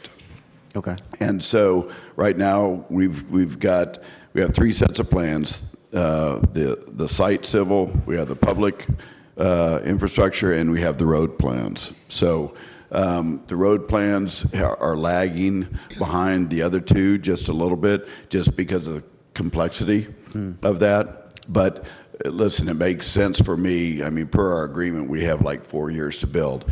It doesn't make sense for me to do that separately. I've got all my trades. I mean, it's concrete and dirt. So I've got all my trades out there. So our goal is, and it is, we have bid those improvements along with this building. So the intent is to start that as soon as possible. And some of it is just where the sequencing plays into the entire construction schedule. Right. But this is a 12 to 14 month build. Okay. So if we're starting in October, then we hope to complete by October to December of next year. But and again, I don't know where this falls in the schedule, but the goal is to get it done as soon as possible. Are you reconstructing all of Harmon Road, or just kind of where, I mean, are you come from Keller Hicks and Harmon all the way to the new intersection? What we agreed to do is to do the plans for the entire intersection. And then we are obviously can only do the improvements on the property that we own. Right. And so on the 4 acres or whatever that we dedicated to the city, and then we are building we're doing the entire plan and the entire intersection so that it works. And then there's the Northwest ISD, and I think there's one other landowner that will be responsible for constructing some of those improvements. But so we are doing a majority of the construction of that intersection. Okay. Did I answer your question? Yeah, you did, yes, sir. Okay. Yes, sir. So there's another question about cutting through from the service road. What I would tell you is we're building this as a spec development. When I have a vacant building, it's always a challenge of monitoring the parking areas. You know, it's a great spot to go in there and do donuts at midnight. And so typically when we have a tenant in here, most of the time that's going to be restricted access there. And so probably what we would do is, until it's leased, we'd probably put like a barricade there that would keep people from cutting through from the service road. And then once it's open for business, you'd have a sign that it's restricted for only employees or whatever the something tenant tenant wants. Yeah, I mean, listen, a tenant doesn't want people cutting through there either. So it's just, a lot of times you'll have the entrance open off 35, but then have some kind of a gate that blocks off that truck court access from there. And then I had to follow up in response to the trees. So any trees that were removed are being planted back in twofold, threefold? What is that? I honestly, well, that's why I have a very good landscape architect, because she planned everything according to the codes. So I don't know specifically to answer your question. But what are we planning? 150 trees or something like that. Okay. So. I got it. Yeah, can you scroll back down to, it's like slide 17. That's the one we were looking at that's got all the trees and shrubs and stuff on it. Let us take it. Because the warehouse itself is gonna be up, it's a grade with Keller Hicks, Harmon Road, that's kind of on the top. And then you've got where Harmon Road and Blue Mound come together, that, the proposed, intersection they're gonna fix up. That's down at the bottom of the hill. Correct. You've got that, it looks like landscape real well, a lot of trees and stuff. What I'd like to look at is up there around the building, kind of between the detention pond and the building. And I know it's easier to see if you've got the picture, well. You could put a mountain over there, right there, that'd be great. I know, Laura, listen, we had a lot of discussions, Right there between the parking lot and the detention pond, I think if you could plant some trees, and my thinking is, that's down the road a few years, once trees start to mature, that's the side of the building that the folks in Caraway are gonna be seeing, from the addition down at the bottom of the hill. They're gonna be looking that direction. And if we could put some kind of little buffer just to break up that view of the building, I think that would be a good thing to have. The elevation, like at the top of that top corner there, I think it's 40 to 45 foot difference in elevation from the top of that, kind of where that corner is, down to Harmon, to the Hicks and Harmon. Do something right in here. Because this is gonna be a grade with the roadways, and then Harmon's gonna start dropping down where it does now, coming down the hill. Correct. But if we can get something up here, so if these trees start maturing, that'll block some of that wall that the folks over here in Caraway would be seeing. That's all I'm looking at. Understood. This piece here, this intersection, and on the other side, you show all the landscaping on here. It looks really good. That's gonna look really nice. But I think it's like I said, it's probably 50, 60 foot drop from the building elevation. So even if those trees mature, that building's gonna be at the top of the coaster. Does that make sense? Yes, but also I think the further that the trees are pulled away, given your site angle, is going to block, if those trees were pulled, and I honestly, I don't remember the specifics on where we have trees planted, but I think the further north you would pull those trees with the site angle would actually block the height of the building better than if you moved them closer. Most of the trees you're using, once they mature, you're looking at, 50 to 60, 40 to 60 feet tall. Yeah. That's gonna be right at the base of the elevation of the building. And that's why I was trying to see, could we get something between the detention pond and the parking spaces right in there? That potentially down the road, kind of cover that up a little bit. Break up the view. But the rest of it, like I said, most of the rest of it all looks like it meets our code. It looks really good from what I can see. I know. Thank you. We want a Class A project here. And we know this is one of the front doors to Hazlet, and we take that serious. So, Mr. Mayor, can I ask you a question? Yes. He said something a second ago, just popped a question in my mind, and maybe Mr. Anderson could be a part of this conversation too, but he said that they're designing and then designing all of and then constructing part of the intersection. Are there any pieces of that intersection that are going to be our responsibility as the city of Hazlet? Yes. Mr. Anderson, come up here. Don't act surprised. Please come up here. Thanks, sir. We would appreciate your counsel, sir. If I could get a, Anna, I think I could. Do we need a bigger computer? I think we need some more Or RAM. do we need more memory?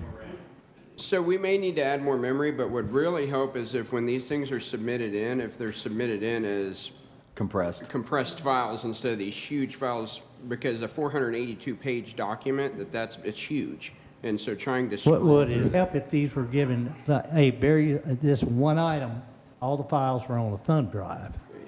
Or is it being compressed It's is the issue? being compressed in agenda. Okay, all staff members, please take note. Provide compressed files. It's mainly the site But plans. Mr. and Swanky will such. never have to worry about it again. So which parts of this intersection is he going to build, and which parts are there any that we're going to be responsible for as City of Hazlet? Is my question. Mr. Anderson can explain that, and probably just one plan, and you can direct, what pieces are which. I can do that. There's actually a good exhibit on the next agenda item. Can we pull that up, just for reference purposes? Go to the final plat, yep, 9E, if you don't mind. Go down to report and exhibits. Slide down, let's get into the drawings there.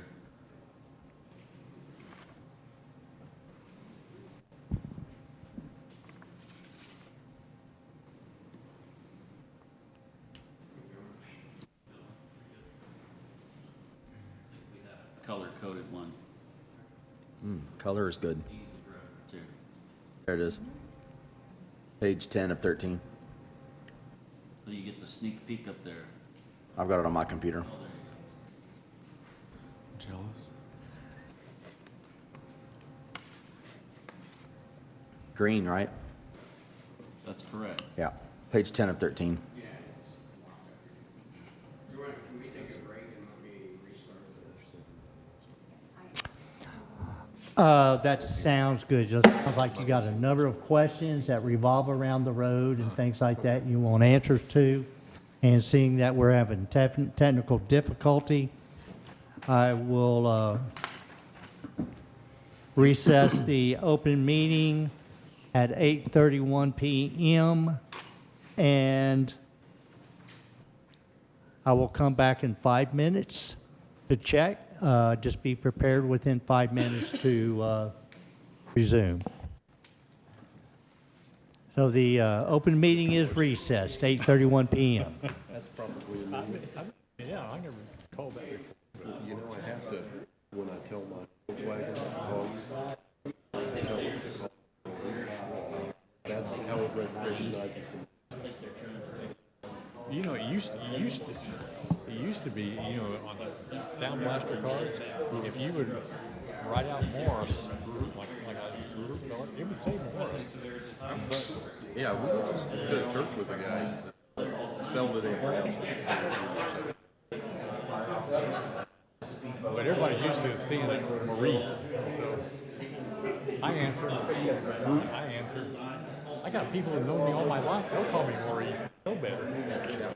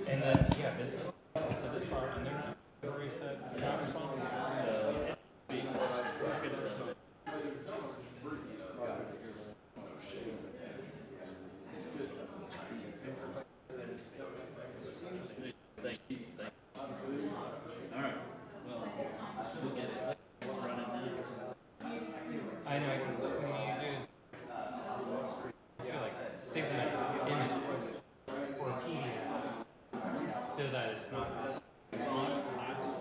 If everything is small, it's just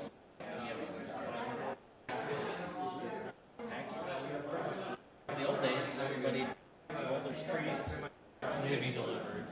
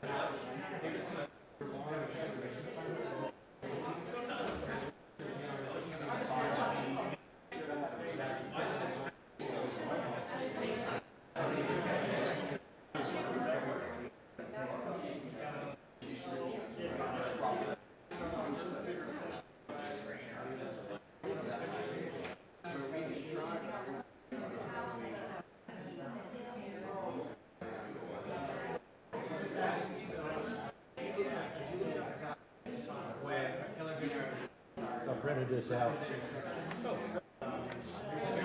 I'll have a hard copy for everybody. Great. Perfect. You don't need bifocals to read it.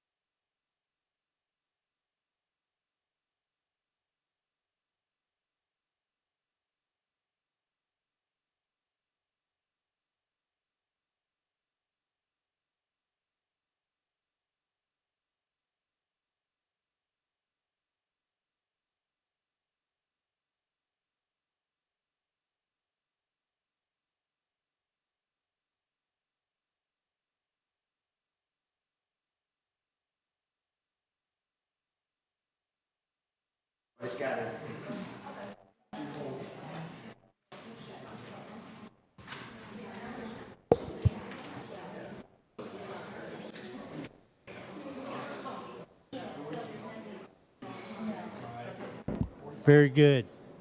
All right, I believe we have got our technical difficulties taken care of. And so I resume this open session at 8:45 p.m. All the council are present. And we are on item 9D. We've had our public hearing on this, but Mr. Anderson is going to give a overview of what the question's been asked. What portions of this roadway construction project, which is part of this project, does Haslett have responsibility in? And others besides the developer? Yes, sir. Good question, Mr. Crowther. So everything you see in Thank you. green, the ultimate reinforced concrete construction by Mr. Rice and his group. And then as you see, as you come to the end of the green on all three sides, you have some transition pieces to get back to the existing Harmon or Blue Mountain Road, depending on where you're at. Everything on this screen would be constructed by the developer. There would be no expense or contribution or participation by the city on this project. So When you say everything on this screen, you mean the green part or all the way to all the edges? the green part plus the transitions. He's redoing all of that? That's correct. Okay, All of this is being designed for ultimate. yes. It's all being designed for ultimate so that it'll, we can make sure everything's gonna work, and that's part of the complication of all this. Okay. So our responsibility, money-wise, at this intersection is what? There is none. Didn't you say a minute ago about a light?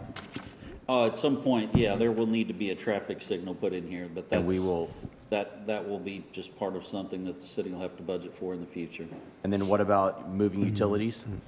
We've got a project that's currently funded and under design to adjust, lower, and/or relocate a 16-inch water line. So it's already in the works? Yes, sir. Okay. Funded, already under design. I'm just trying to get the scope for everybody. Yes, sir. Okay, thank you. Mr. Mike? Yes, sir.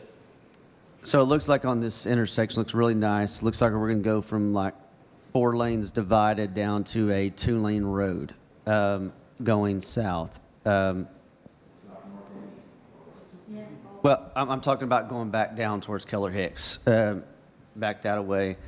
Did we mention earlier some multiple entities or people kind of working on widening Harmon Road? Because that's going to be kind of crazy and dangerous going from 4 down to 2 like that with traffic. Yeah, Can we discuss this now, or? Okay, we'll talk later. Maybe we could talk about that on my item, the plat. It's more Yeah, fitting, I think. and I would ask council, can we focus on these plans on this project? Yes, sorry.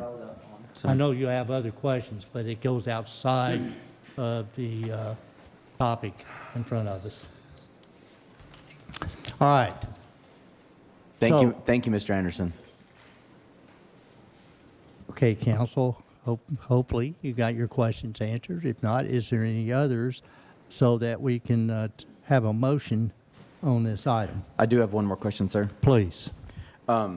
Because of issues we've had in other places, Mr. Developer, maybe, I don't know if you or Mr. Anderson can answer this, but you had said something about if and when a vendor comes in and takes over possession of this warehouse, they might have trucks that are coming in. Am I correct so far? Yes. Where we've had problems in other warehouses is sometimes those trucks stack up before they get through a controlled access gate. And I would hate for those trucks to stack up on either Keller Hicks or 35 Access Road. So are there plans in place to provide room for those trucks to stack off of the roads if that so happens? Do you have the main site plan, please? Because we have a really bad problem on Westport Parkway right now with a particular property that I have in Understood. mind. What I would tell you, listen, there's the way the trucks in their world, they want to get their trucks off of 35 Sure. and back on 35. Sure. as fast as possible. I just And don't so- want them stacking up waiting to go in. Well, listen, TxDOT would have a problem with us doing that. And so the reality is, if you'll see on do you have the overall site plan, trucks want to enter and circulate in a counterclockwise motion. Okay. Because they back in over their left shoulder. And so the way we have it is we have a queuing lane there. If you come in off the first exit off of the service road, it curves around and it creates a queuing lane. The I see right reality there. is, Yep. if we have if you can see on that right-hand side, and I don't have a pointer. Yes, sir. But thank you, yes, right up, yes, perfect. That is how they would come in and circulate around. Every operation is different, and the reality is, if we have a really, really heavy truck traffic, I'm probably not going to be the right real estate for these guys, just because of that. I can't widen. There's like LG has a facility north, like up at Eagle Parkway. And, they've got 2 or 3 lanes coming in, queuing in, it's off the road. An operation with that heavy truck traffic probably would not go here, just because I can't accommodate that kind of a queuing Okay. of trucks. Thank you so much. I'm all out. Thank you. Anything else? All right, council, any other questions? I'm looking to the left, I'm looking to the right. All right. Okay, can we have a motion, Yes, Mayor Halsey? please? I'd like to make a motion to approve the site and landscape plans on approximately 58.845 acres on lots 1 through 4, Block 1 of the Harmon Industrial Addition, with 2 conditions. 1, the cedar elms are looked at possibly being replaced with live, or bald cypress, sorry, the bald cypress, not cedar elms, the bald cypress. And it is discussed possibly moving some trees to the location in front of the building. Okay, Is that correct, Mr. Horak? with Yeah. regard to the cedar elm is. Bald cypress, I'm sorry, I said the wrong plant. tree. So you're saying look at replacing the bald cypress with what? Live oak or a better Just tree or, look yeah, at just, yeah, look replacing at that, correct. Bald I'm cypress. not going to tell them which ones to, All right. And the second item you mentioned? as well as adding some sort of screening or trees in front of, I guess it's the south, Side of the parking lot. the north side of the parking lot, Yeah, northwest corner. of the northwest parking corner lot of the parking lot. Between the Between the detention retention or detention pond and the building. I'm taking the notes so I can repeat it. Motion's been made to approve the site and landscape plan on the 58.845 acre on lots 1 through 4, Block 1 of the Harmon Industrial Addition, and asking the developer to consider replacing the bald cypress with another tree type, and also looking at adding trees to the north side of this project between the parking lot and the detention pond. Is that correct? That is correct. Very good. Is there a second? Yes, Mayor, I'll second that. There is a second. Any further discussion? Yes, Mayor. Yes. So is that a requirement or something for them to consider? That's a condition. It's a condition to consider, or it's a condition to So redo? are they required to make the change, or is this something you just want them to look at because it's different? So I think we suggest, Okay, so consider is appropriate, you feel, for the council, or do y'all? I think to force Oh, them to take a excuse different. me. All right then. So Discussion. Are we it is- discussing? On discussion, correct. Well, we're past that. We've made a motion, and I stated it, and there's a second, so I need to clarify it then. Are you making this a condition that you must replace the I bald think what you read cypress? back was there was a suggestion to the developer. It was. Okay. So I'm that good with You're that. asking them to So that's consider good. replacing. Right, no, I'm good with, both. I'm good with your, to consider, yes, with your motion, Very how it's good. read back. Okay. That's all. I was just confirming, so we're all on the same page. Yes. Is there a second? Is there a second? Yeah, yes, I'll Okay, you second that. seconded. All right, then. Then I ask for any further discussion. We had a clarification here. It is to consider. All right, all in favor? It's unanimous. Thank you.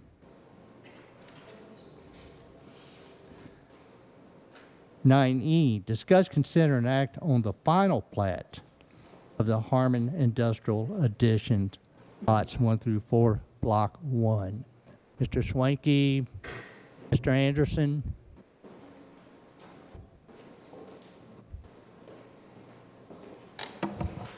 Raising the microphone up. Yeah, the final plat, this just reflects a. Next item. Excuse me. Yeah.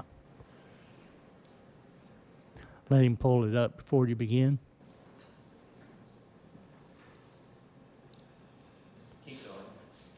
I think you passed it.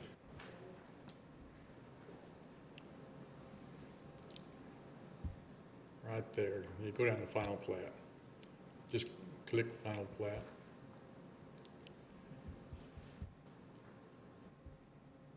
There you go. Yeah, this is a copy of the final plat, and there's approximately 67 acres in this. And the tract we just looked at was Lot 1, and there are 3 other tracts. 2 of them are billboard signs that are been final platted out of it. And then there's also a tract on the southeast corner right at the intersection of 35W and Keller Hicks Road. And there's also, if you can see, there's 2 heavy lines down there on Keller Hicks Road, and that's a question that came up earlier. The distance between those 2 lines is the additional right-of-way that's being dedicated on this plat, for future improvements. Yes. And this plat, I'm going to really turn it over to Mr. Anderson at this point. He's the civil engineer on this, looking at the review of it, and I know the applicant's engineer is in the house also tonight.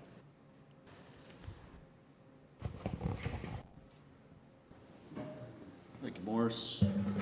Mayor, council, pull up my letter if you don't mind, please.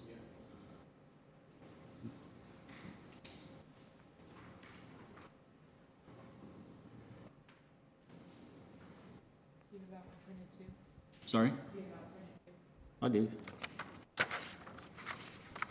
Only have 1 copy.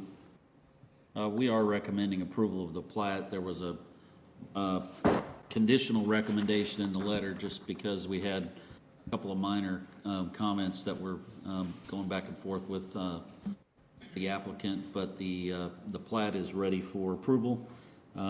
There are some off-site civil plans that were pulled out of the site civil plans just to facilitate the difference in scope of work between the building and the off-site road improvements.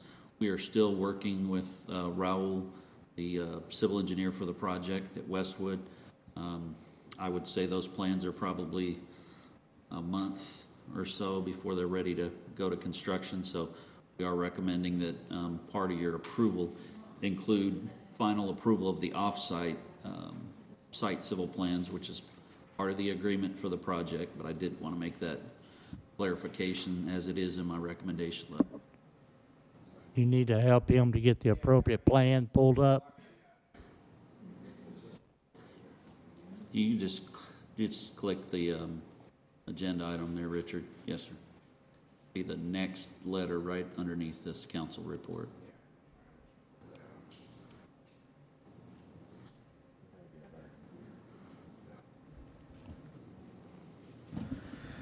He says he thinks it's just memory.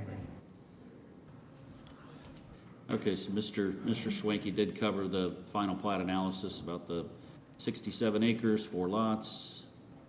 We have confirmed that the site civil plans meet the ordinance requirements. We are still actively reviewing the off-site road improvements, and that's all summarized in the 2nd page of my recommendation letter. If you'd like to use that as part of your motion, that would be advised and welcomed.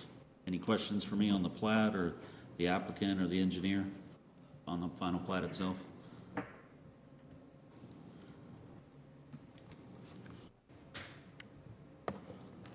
Mayor, Yes, I'd like to make a motion. please. And Mike, if you can stay right there to make sure I get this right. Yep, yeah, I've got it. Like to make a motion to approve the final plat for lots 1 through 4, Block 1, Harmon Industrial Edition, pending resolution of the city engineer's final plat comments and city engineer final approval of the on-off-site civil construction plans associated with the project.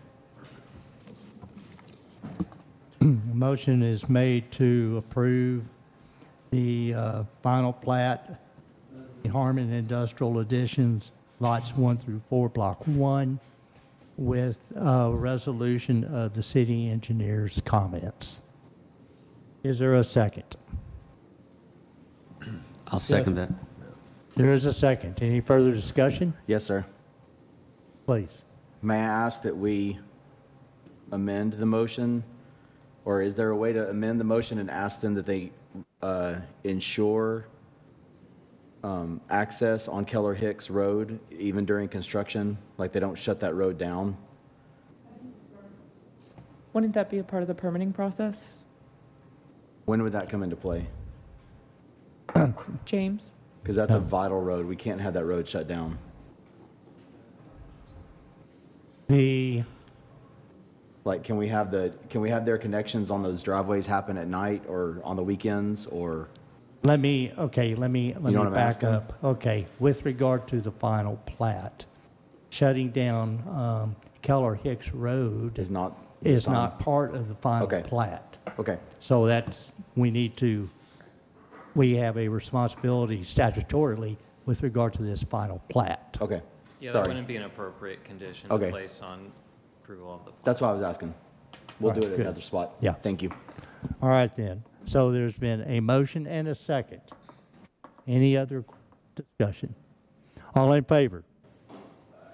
It's unanimous. Thank you, council.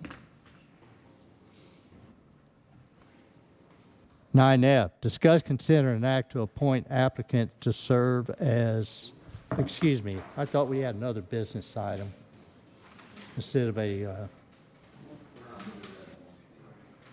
offenses and nuisances.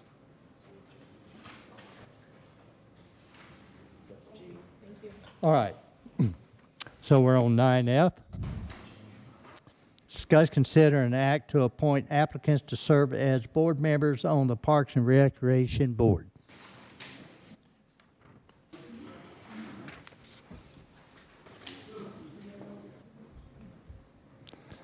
Good evening. At the August 12th meeting, the Parks and Recreation Board recommended the appointment of Sandy Williamson to place 1 for the remainder of the term ending September 30th, 2027. The other applicant that's in your packet did withdraw their consideration before the Parks and Rec meeting. Excuse me, would you, could barely, just speaking, and the names and places again?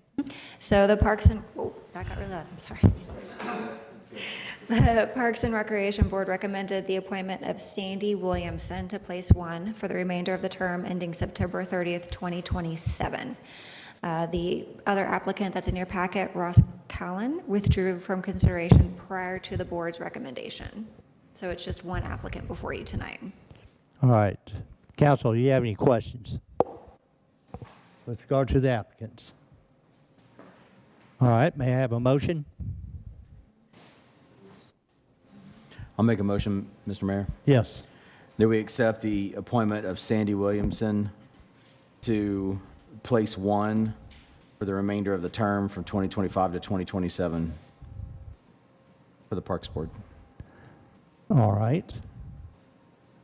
Motion is made to appoint Sandy Williamson to place 1.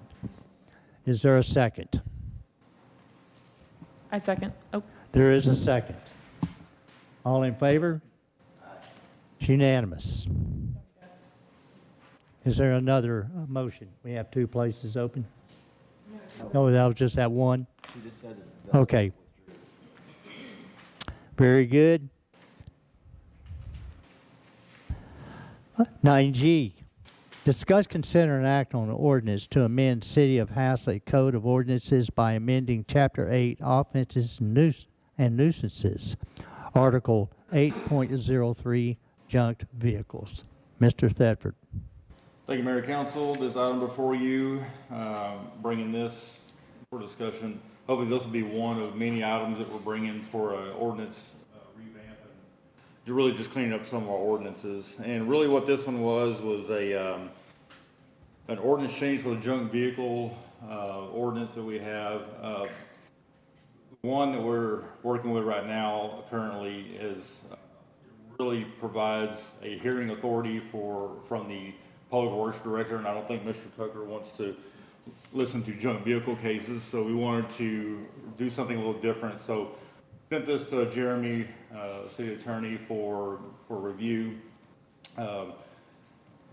Possibly having the city judge, municipal judge, actually acting as the hearing authority for any junk vehicle abatement cases. So while he had it, he made a slew of other changes, items 1 through 12 on here. So the number 4 on that summary of proposed changes, that's actually the one that we were trying to get changed, and he did make some other changes in here, and those are itemized on here. I'll be happy to answer any questions you may have. Would, so majority of this came from Mr. Page? Yeah, Mr. Page and Mr. Page. Very good. Well, Mr. Page, won't you just give us a highlight on each one of these changes you made? Sure. So again, just as background, our junk vehicle procedures are it's a civil matter, and so this is a way for us to enforce our code and state law through essentially what's a civil hearing. And so how this began was, as Mike mentioned, moving that civil hearing from in front of our Director of Public Works into our municipal court, which is a more standard process that you see in other municipalities, just so it's a bit more of a public, fair hearing as opposed to just being in front of our staff member. Most of the other changes are simply just to codify state law, to clarify terms so that there's no contradiction between our local ordinance and state law. There's a couple of things that we fixed that weren't quite right with state law. As a general law city, we're not able to file liens for our expenses in abating junk vehicles, so that whole section was removed. In addition, should we decide to issue a citation, in addition to the civil procedure, again, the citation would be a criminal matter, has a maximum fine of $200, and that's set by state law. And so that was corrected in this ordinance as well. And so there's some other things that are more about just clarifying the language, and you can see that in the red lines, but that's what we've been working on for the last few months. So we're happy to answer any questions you may have. Mayor, Yes. I actually have a few questions for this one. The first one is, in this red line, why did we not put in kind of the definition and applicability? I know you put that it's section 683.071, but having to look up I'm not sure if I said that correctly, but having to look it up, I don't think is the most convenient when people are trying to understand our ordinances. I mean, would it be a bad thing just to put in there the definition and applicability? So why I typically recommend against doing that is that sometimes the legislature changes the definitions. And so if we were to just simply copy and paste the definition under state law and then it gets changed, then all of a sudden our ordinance is out of date. It's not, it's going to be contradictory to what's under state law. And so this allows us to simply say, okay, whatever state law, whatever the legislature calls as junk vehicle, that's what the city of Hazlet will also be calling a junk vehicle. And so I understand it does require an extra step for a layman to identify what a junk vehicle is, but again, it just allows us ease of enforcement from the city's end. Okay, next question is, what brought this up? Usually an issue occurs that brings something forward to be looked at. I mean, by my understanding, and I'm not sure if I'm correct, so if a car that is operable, but it sits there for 72 hours on public property, I mean, could it be considered a junk vehicle? I'm trying to understand at what point it's considered junked. So if I have my car parked on the street and it's an older car, could it be perceived as a junked vehicle if it's not running for few days? Well, it would all depend. And then, so again, we would have to investigate it and look to see at the specific factors of that vehicle. Again, this doesn't cover antique vehicles, but there is that certain time period of how old the vehicle is, whether or not it's operable, and to determine whether or not it's a junk vehicle. So, so my code officer, she actually brought this question up a while back, and there was a potential she was going to have to take something to a hearing.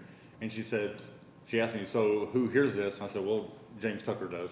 That just doesn't make sense for the public works director to hear that. So that brought on this change to allow the municipal judge to actually hear these cases. It just made it make more sense. And So it's mainly for that part. There hasn't been any issues with cars? not necessarily, no. I think this just gives us the language and the tools to mitigate those, but we haven't had anything specific, no. I guess my last comment, sorry, Mayor, I had a few because I was struggling to really understand where the lines are here. I mean, us as a city, we have some larger properties, some people that may be into working on cars. The way this is written, you could technically go onto their property and take a car that hasn't been running for 30 consecutive days. I mean, we're not intending to do that. No. I mean, and that's state law, we could do that. I mean, if there's a complaint on something, we would obviously address that with the owner, let them know what the law is. So we'll do like a warning. Well, I think it does say you have to do. Yeah, we have to do notices, and before it even gets to the judge, there's a lengthy process that goes through for noticing and. Correct. And again, we would have to have an administrative search warrant to enter onto someone's property to even perform that kind of investigation. And that would require us going to the municipal court judge to obtain that Okay, warrant. so that's something we're not going to really be doing. And I mean, it is possible, but again, typically our code enforcement is what we can see from public view. So that would be from the public right of way. Again, for us to go enter onto property and to start looking at whether and to what extent there might be junk vehicles that aren't visible, we would have to have some sort of complaint, maybe from a neighbor that can see it. They would have to report that to us, and then we would have to get an administrative search warrant, and then we would have to enter on the property, and then we'd have to actually perform the investigation to determine whether or not those vehicles were junk vehicles. It's not our intent to go hunt this stuff down. Correct. No. At all. I don't. And that part of the ordinance has not changed. So we're not making it any easier for us to go onto people's property. This is about the procedures after the fact so that those who are accused of having a junk vehicle have a fairer process before our municipal court judge versus a staff director.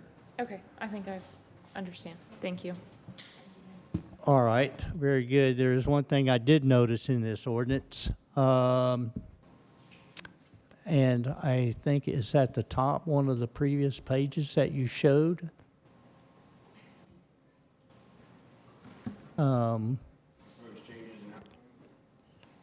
Yes. Let's see here. Oh, item 2. Statutorily, it is the mayor in this form of government and this type and form that is responsible for the enforcement of these ordinances. Are you stating otherwise here, Mr. Page? So under 683, it doesn't list the specific person, whether official or employee, who would be authorized to enforce the ordinance. I know, but in the statute, it does. A different statute does reference that the mayor has control over ordinances. However, how we have our code enforcement set up is that the city administrator is over it, and that's how we address other code amendments, and that is what is. So is this in concert with state statute? That's all I'm asking. Mike, sorry. No, the answer is no. But again, if the council wishes to have the mayor in charge of it, that could be something that could be put into a motion at tonight's meeting. Otherwise, this would fall under the city administrator's purview. But what I would tell the council, all our ordinances and resolutions, we have no choice but to comply with state statute. I just want to clarify. You're saying this doesn't meet state statute and guidelines? No, it does. Okay. On item 2, it doesn't. Again, this was drafted to ensure that it was in full compliance with state law, as presented to you tonight. But you know what section in chapter 22 I'm speaking of? Not off the top of my head. I would advise that you do. Anyway, I'm making note of that. Can you tell me what Please, statute? huh? Can you tell me what? It's in chapter 22. I do know that.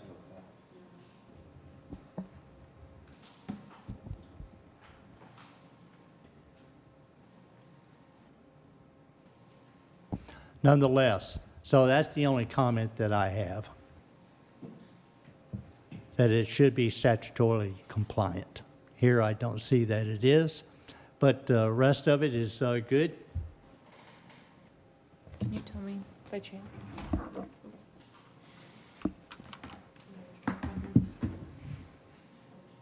Sorry, advertisement.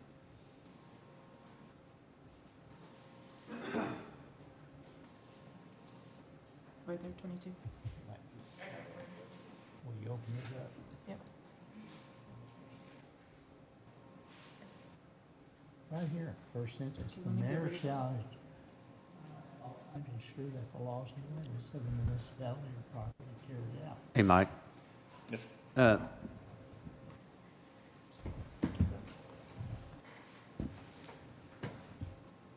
Can I ask him a question? Councilmember Wise, were you going to make any statement to this? I'm going to read it for a second. He wants to go. Yes, sir. In the neighborhood that I live in, we have pretty large sized lots, and so some people have cars in the back. So like, you're not, like I think you mentioned a while ago, you're not just going to drive around and see they have an old pickup in the back of the lot that's, going to be like, oh, that car's been sitting there for 10 years, like it's not ran, it's a junk vehicle. But that's not the intent behind this. I mean, normally we're going to, that's going to be based on complaints. Now, there's something on our main thoroughfare coming in where we don't want general public seeing something like that, to address that. Right. Something that's off the beaten path, that's just going to be based on complaints. Okay. And the junk vehicle that we have by definition is taken from the transportation code. We've added nothing to it. It's purely from the transportation code, what defines a junk vehicle. But again, in enforcement of our ordinances, we're not driving down the street, our code enforcement folks, and looking to see what Councilman Gilbert might have. I just, but that's not the intent on any of our ordinances and enforcement. Please, go ahead. Mayor, so just to speak directly, Mr. Page, to what his concern is, I have a feeling the way I'm reading it might be, I want to get your opinion first, but it's for 22.042A, the mayor is the chief executive officer of the municipality. The mayor shall at all times actively ensure that the laws and ordinance of the municipality are properly carried out. So, yeah. Do you want to address that? To me, I'm reading it as that it's his job and duty to make sure that all ordinances are being followed, but it doesn't say that he has to be the designated person to enforce this. Okay. It'd be the mayor's responsibility or the mayor's designee. That's one and the same. It but doesn't, it's it the doesn't mayor. say who you designate. It doesn't. No. So it could be, Mr. Thetford. And nothing in this ordinance prohibits the mayor from actively ensuring that the laws and Correct. ordinances of the municipality are properly carried out. It simply designates the city administrator as being the authorized official to ensure that this code is being actively enforced. Correct. I just want to make sure we're addressing the mayor's concern.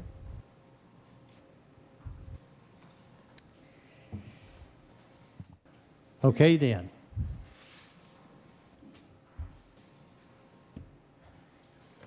And I don't recall, did we have a motion on that? No motion. Do we have any other questions, any other discussion on this item? If not, may I have a motion? You're up, Chris. May I have a motion, Yes, please? I'll make a motion to approve ordinance XXX 2026 to amend the City of Haslett Code of Ordinances by amending Chapter 8, Offenses and Nuisances, Article 8.03, Junked Vehicles. Motion is made to approve an ordinance to amend the City of Haslett Code of Ordinances by amending Chapter 8, Offenses and Nuisances, Article 8.03, Junk Vehicles. Is there a second? Yes, Mayor, I'll second that. There is a second. Any further discussion? All in favor? Unanimous. Thank you, Mayor Council. Item 9H, discuss, consider, and act on Intermodal Parkway Phase 1 60% plans from Haslett Parkway to Pask Road and potential traffic calming solutions for Phase 2 from Pask Road to Blue Mound Road, and provide direction to the city engineer. Mr. Anderson.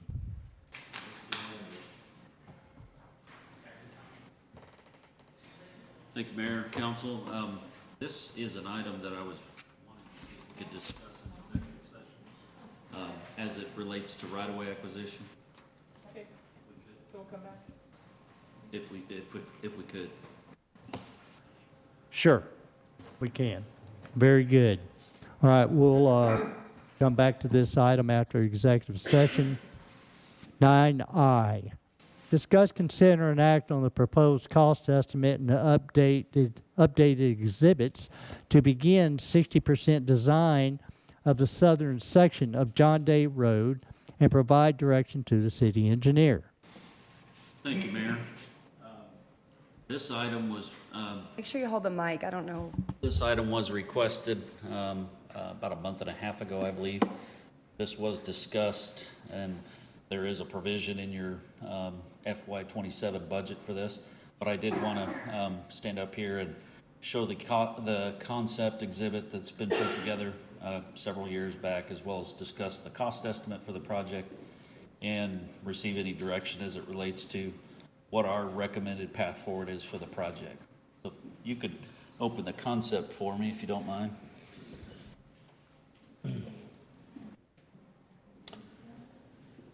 This concept was developed in conjunction with the LaPrelle development back in 2022, 2023. There were some discussions relating to traffic calming and intersection safety enhancements. And so we've gone through and conceptualized a couple of roundabout connections that line up with the platted approved connections for the LaPrelle development phase 2. And we're in the process of coordinating those with the 97 acres that you see that is no longer in the Haslett ETJ, known as the remainder Triple T Farms, Laterra South, whatever you want to call that piece of property. What we've recommended you fund in your budget is the schematic design of this roadway as a 4-lane divided road, focusing on the intersections, both at the 2 locations shown on this exhibit, as well as down at Blue Mound Road. And as I stated during the budget discussion, there are active plans that we've received from the developer as of the end of July relating to drainage improvements that need to be done to facilitate the detention release from the development underneath the city's roadway that we currently have under review. So the money that was put in the budget would allow us to produce a drawing that would be adequate to establish the right-of-way footprint, determine the horizontal and vertical alignments, address all the right-of-way needs and concerns, and deal with any turn lane improvements and recommendations, as well as all the necessary coordination for the drainage design, which is currently under review and proposed by the developer in Fort Worth. So if you could go maybe back to the, let's go to the cost estimate if you don't mind. I think it would be the next exhibit. We did run a cost estimate to build this project. Given the information we have today, I think it's a $7 million project. Build it 4 lanes, concrete, with median lighting, sidewalks, the whole 9 yards. So obviously, we're not recommending that we go out and survey the world and do detailed design, but we are saying that there needs to be some level of effort put forth on this project to get it to a state where it can be adequately identified for funding opportunities and all the necessary right-of-way. Richard, scroll to the bottom of the page. You'll see the total. There you go. 8.5 million total project cost. So this obviously is a semi-detailed cost estimate that will get refined as we get through the schematic design. And if you'll go back to the data sheet, if you will, the second page of the council report. Oh, you can start right there. I'm sorry, Richard, that's good. So we're recommending the 60% schematic design be developed. We talk about the preliminary roadway design, traffic control planning, how are we gonna keep traffic moving and during the construction of this potential project. Drainage design, item 3. Let's go to the next page, please. Any environmental impacts, right-of-way and land rights, determine any necessary boundary survey needs. We've got a lot of overlap from surveys done for the adjacent developments as well as the development on the east side.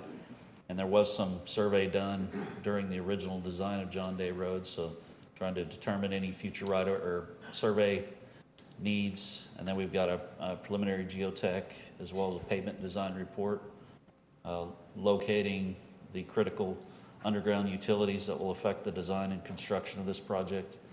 And then moving forward, updating the cost estimate at regular intervals to reflect what it is we develop. Go down just a little bit. So we've got 200,000 recommended in the budget, 125,000 to tackle 7 of the 9 items. And then we've got special services or traffic and drainage studies, as well as the geotechnical report and pavement design. I think that was the ask a month and a half ago. We did come back with that number. It was in your budget.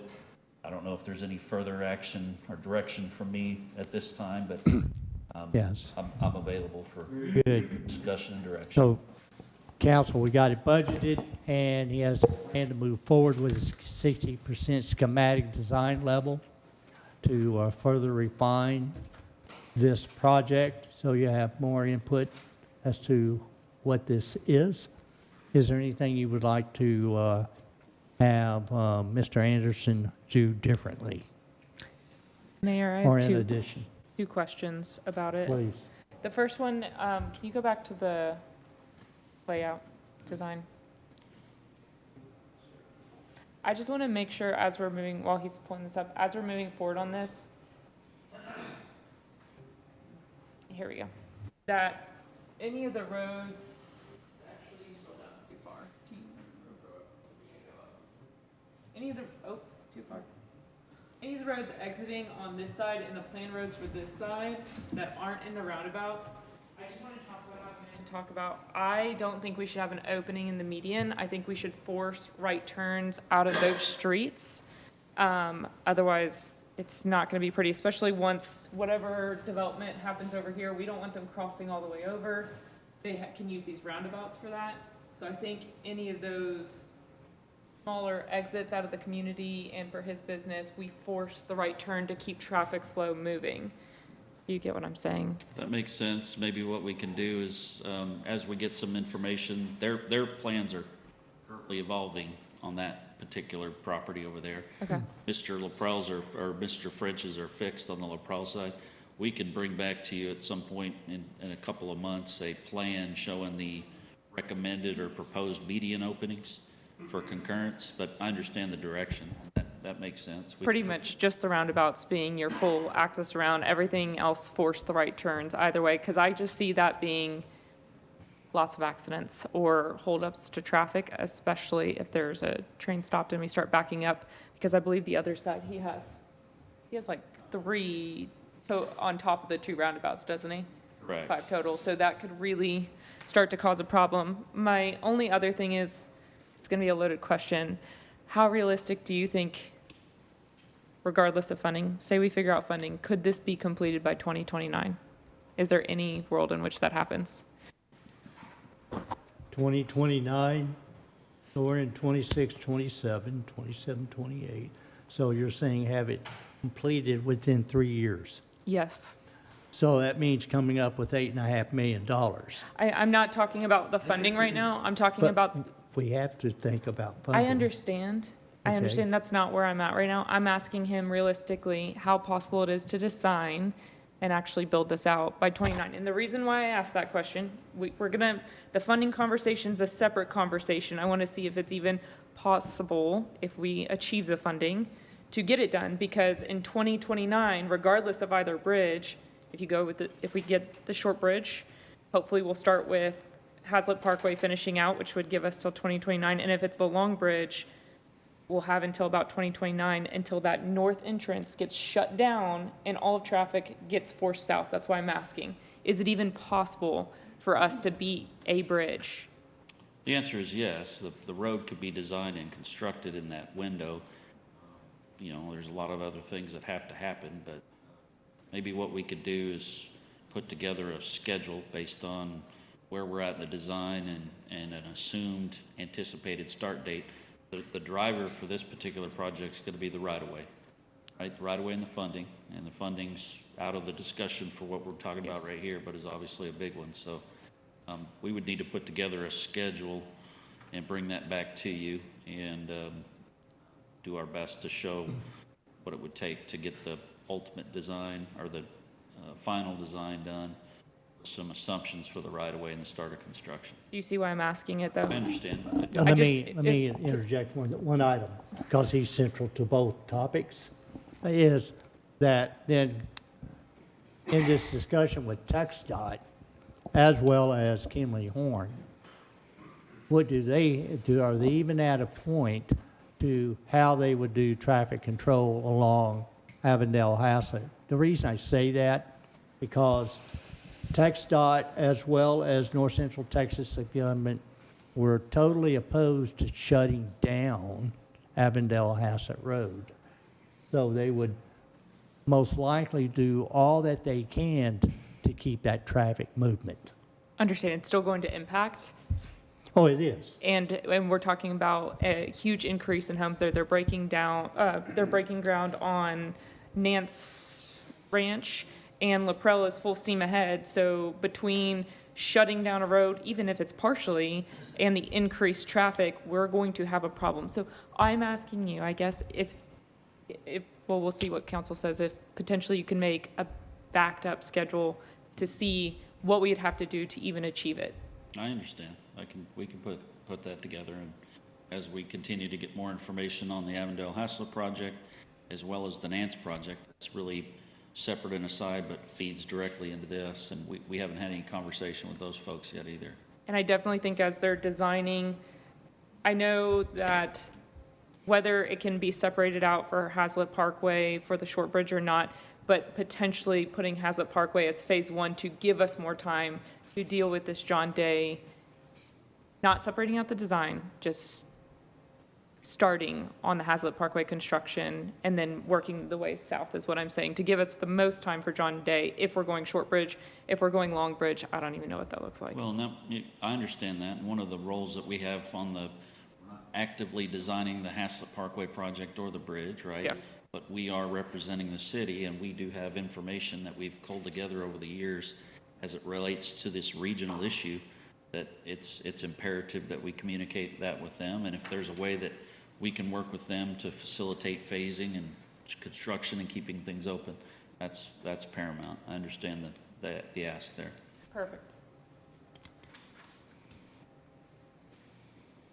All right, it sounds like there's no change in direction for you, other than look at the probability of engineering and construction, aside from the funding issue. Pretend you have all the money. Yes, sir. But also, at the same time, coordinate with TxDOT and what their plan is with regard to this issue. Because I know that between TxDOT and North Central Texas Council of Governments, as well as Kimley Horn, are cognizant of the movement of goods and services and commuters through this area. Understood. Very good. Is it safe to assume there's no change of direction here? I think just to be safe, I'd like to make a motion. Go ahead, please. I'd like to make a motion to direct the city engineer to continue on the proposed, or not, to continue on the proposed cost estimate and begin the schematic to 60% of the southern section of John Day Road, and also bring back a schedule. What do you want me to say that for? Construct a potential Potential construction engineering, design, and 2029. construction schedule. Backed up. Very good. And a plan for the median openings. Oh, yes, and a plan for the median. All right. When do you want to come back? Sorry? When do you want to bring that back? Let me get back to you on that. Needs to go into my overall schedule. Got it. Be a couple weeks. Motion is made to direct the city engineer to continue with the 60% design plans and to bring back a plan or a schedule that reflects duration of engineering and construction, a continuous effort, and to address the medians, no medians, in John Day Road. Did I get that correct? All right, is there a second? Yes, Mayor, I'll second that. Any further discussion? All right, all in favor? It's unanimous, thank you.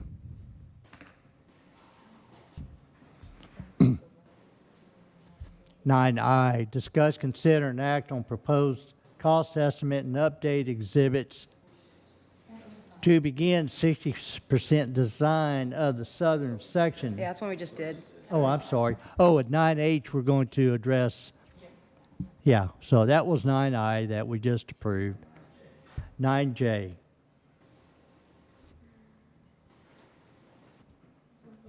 Discuss, consider, and act on a resolution for an amended project of the Hassett Community and Economic Development Corporation B Board for the replacement of playground equipment and safety fall zone coverings at Community Park, tabled from the June 1st, 2026, June 15th, 2026, and the August 3rd, 2026 regular city council meetings. All right, sounds like we're going to need a motion to untable. Mayor Halsey?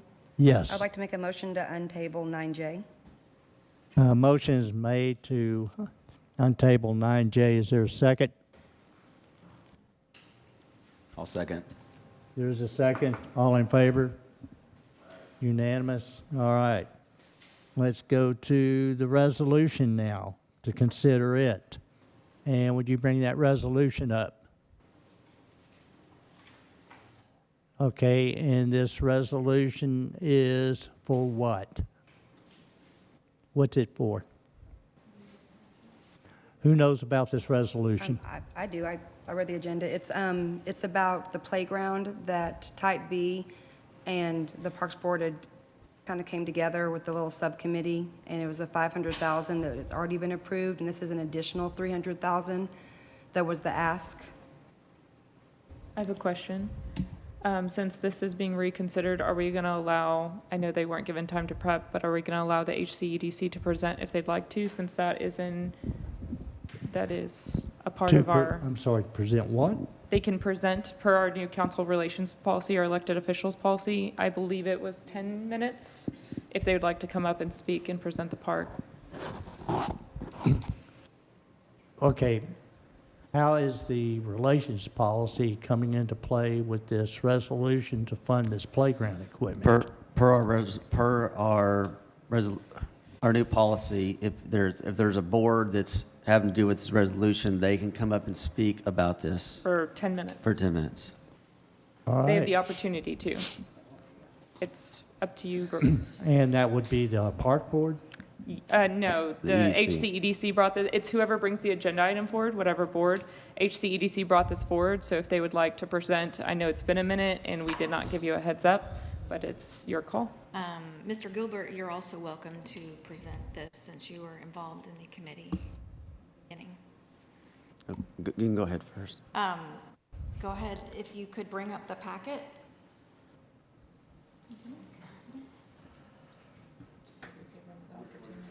And this is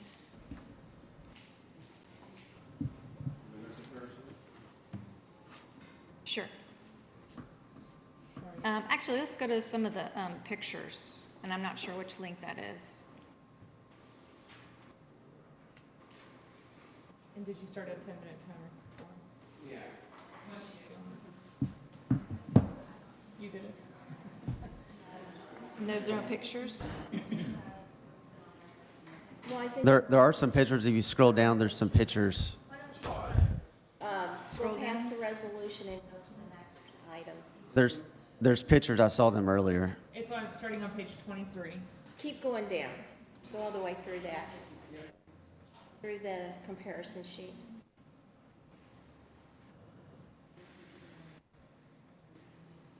Page 23. Oh, man.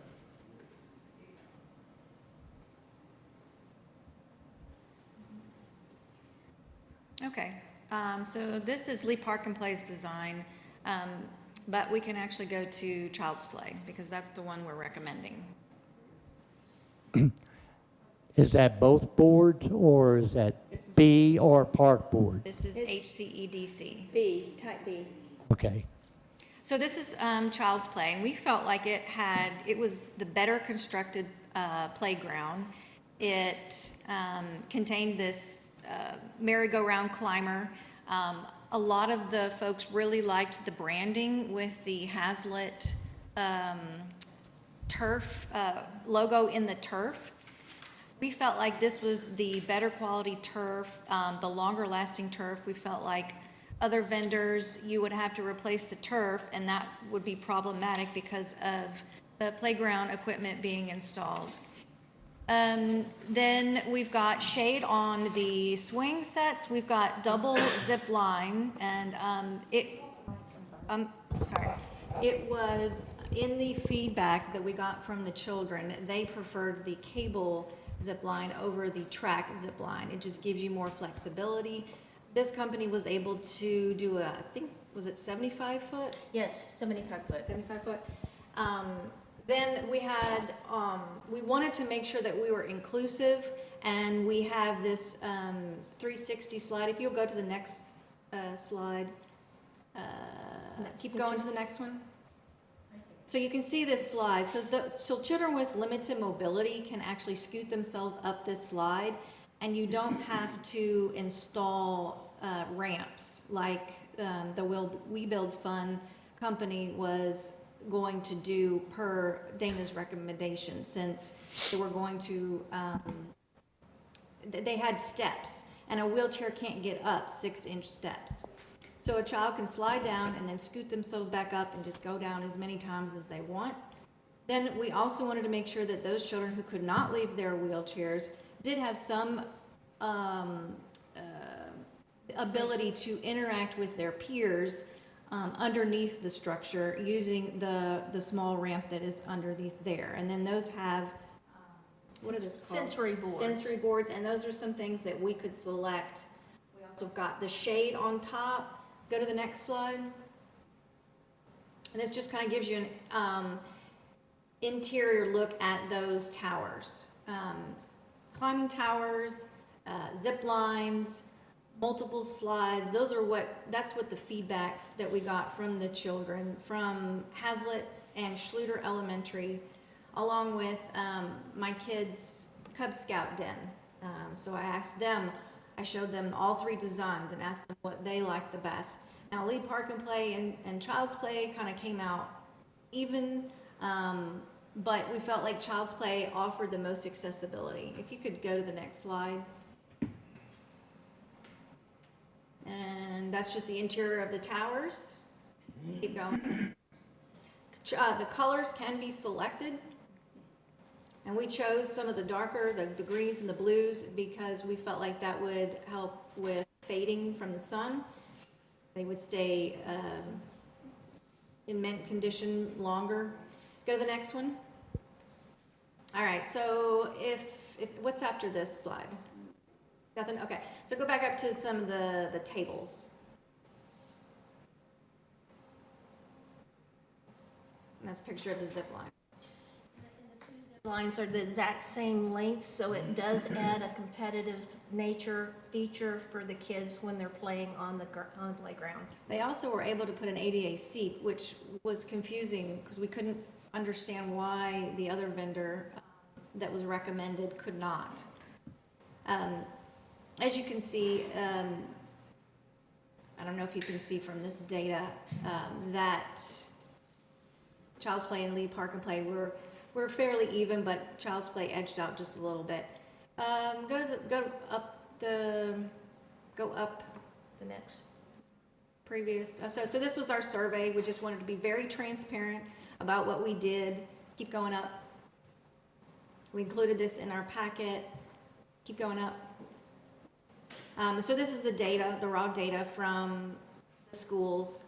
And one of the things I wanted to point out was that in some cases, there may have been some, what I call herd mentality, where we're not sure, we weren't there to give the survey. So it's possible that the teacher said, okay, class, everybody has a block vote.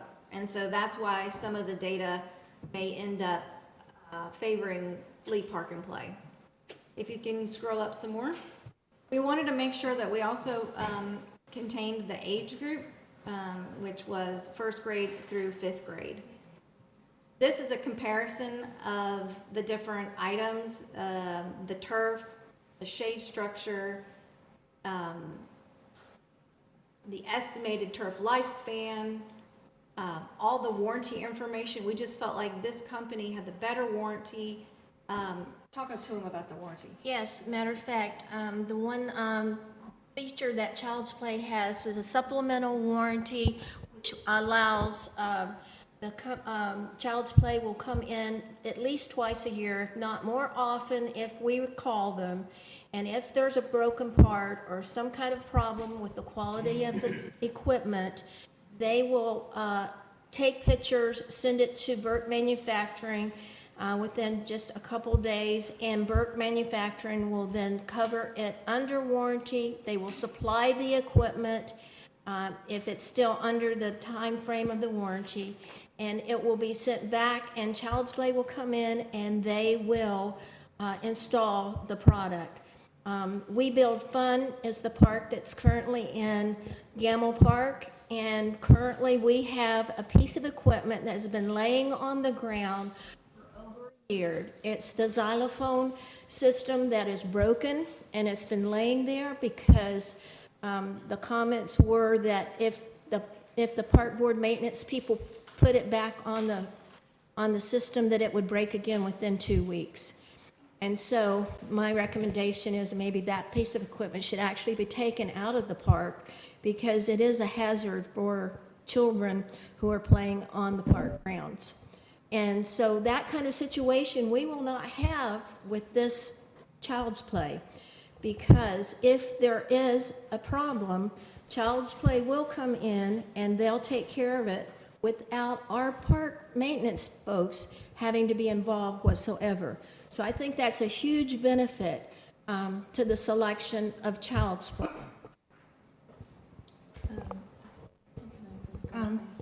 Go up one more slide and let's see.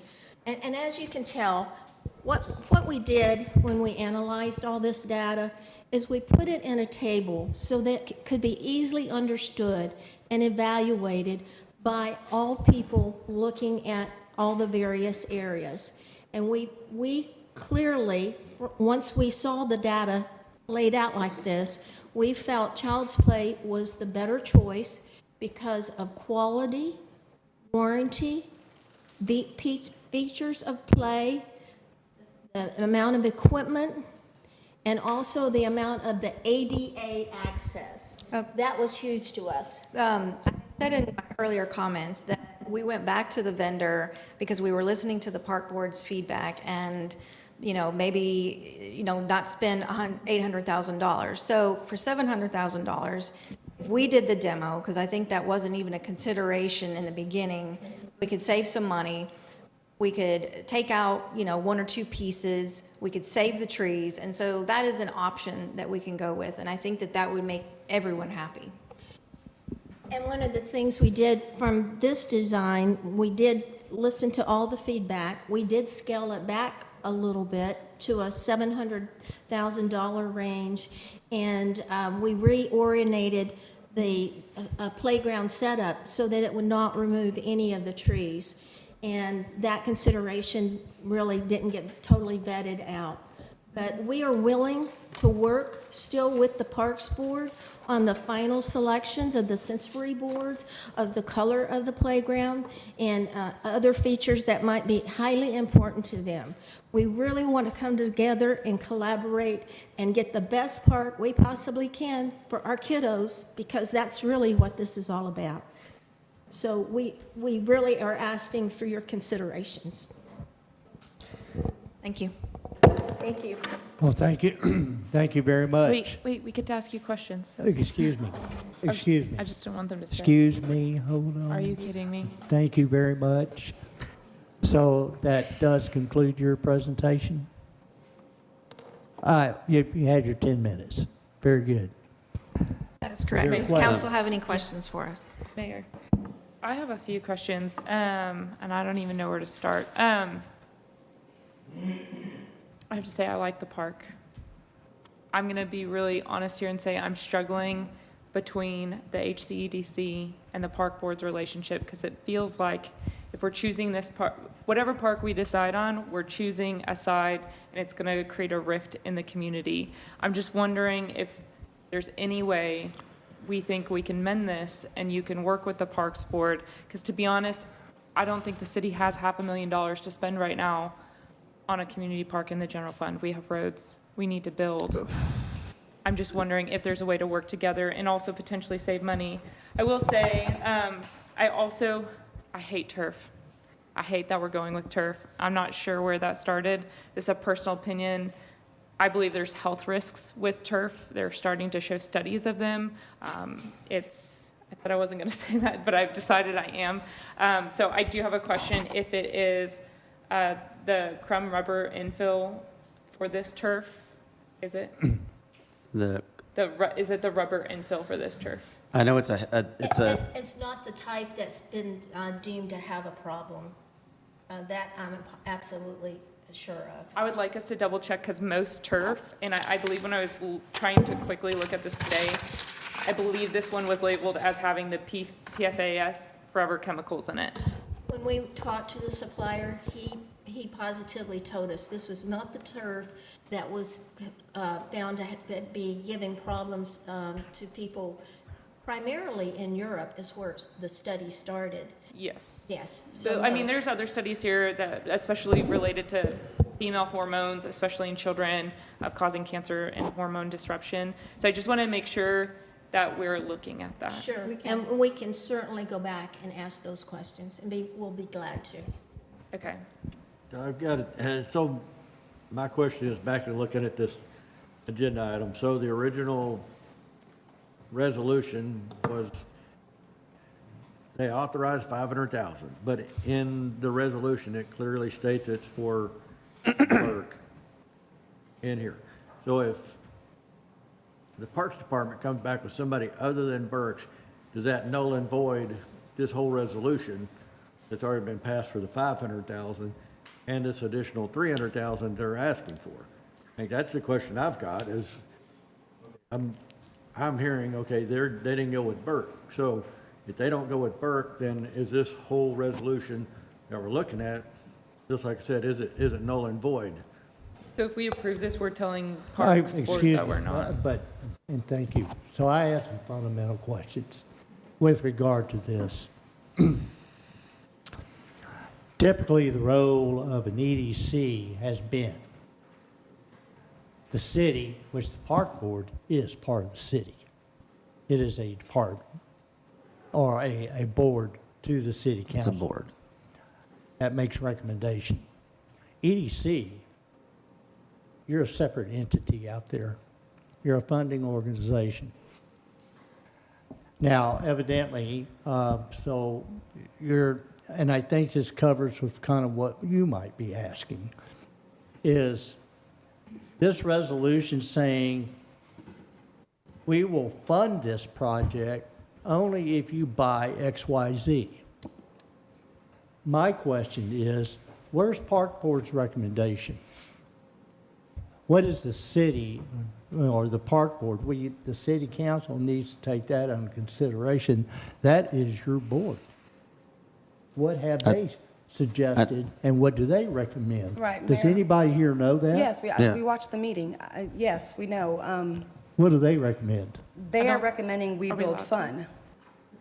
That The we- last Wednesday meeting. It'll be presented separately. I'm sure, won't it? I'm sure it'll come to us at some point, but it was after our agenda had gone out. So So- we had to watch It the. should be in your had to email. watch But I That's- suggest that we see that and hear that prior to Can we making go any back to- decision to hear. Yes, this has been discussed ad nauseum. It's because the Parks Board was previously not allowed to do their job, and the EDC was not allowed to do their job. Now both boards are functioning the way were supposed to be functioning again, but that's where some of the It's just conflict came into play, I believe. I want to follow up on Mr. Horak's question. Does this restrict, this resolution, that it has to be that park, since that is what it says in the 1, 2, 3, 4th whereas? Yeah, as currently drafted, it would. So how HCEDC drafted it and how they approved it is how it's shown here, which is that they say we're only going to fund the additional $300,000 if you pick the vendor that is shown on the resolution itself. So the original But 500,000. the original $500,000 was for both the replacement of older playground equipment and safety fall zone coverings at Community Park and Nance Field. That resolution is still Is wide active. open, okay. However, again, something to note is that this is an HCEDC funded project, meaning that they hold the funds for it. And so even Right, though they have that it's right. been committed, they are required to spend the money on it. They have the right whether to accept or to continue with the project. Correct. If it's- And okay. again, because this was not bid out, because it's over $100,000, we would either have to bid it out or use some sort of buy board or similar plan. Because we didn't do that with these vendors, we would have to start all over again if we were to want to fund it on the city side, essentially. I do believe all vendors went through the bride board. So it was done, I believe, If it was a according buy to board, procedure. that's fine. We did the park committee, all the vendors did the buy board. We interviewed 5 people. These last 3 they talked about, they all did the buy board too. I don't know about they did the buy board in the parks because they did it pretty quickly. I don't know if they did, but when we did the park committee, we did do that.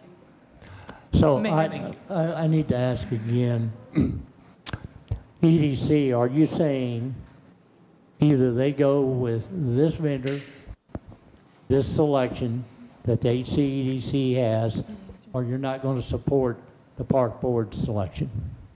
Our resolution is written for Child's Play, and it's the So, city okay. council's decision to choose which way they want to go. Okay, so it's child's play or nothing. Mayor. Our board voted that way. Okay, very Our good. full board voted that Well, way. that's all I needed to know. I just needed to know that answer. Mayor. And that brings me back to, okay, what I'm Over battling with, but you sit there and say you're willing to work with Park Board. You're only willing to work with them if they go with Child's Play, if they want to choose some colors, but you're really not looking at working with them on the vendors. I know early on, y'all tried to have a subcommittee, that didn't work, but you just said you're willing to work with Park Board, but there's stipulations as to what you're going to work with them on. So Would you? Willing to work with what goes in it. that's where I'm sitting What there goes in struggling it. with. Yeah, you're going to work with them, but it's only, you're going to let them pick out some colors, but your resolution states you're only going to go with Burke. I think That's all it- you're gonna do. That's correct. Now, my next question would be to Marcy, because the current budget 25, 26 budget in Park Board, do we have budgeted $500,000 or $600,000 for playground equipment? I think it's one of the two, and I don't remember which one.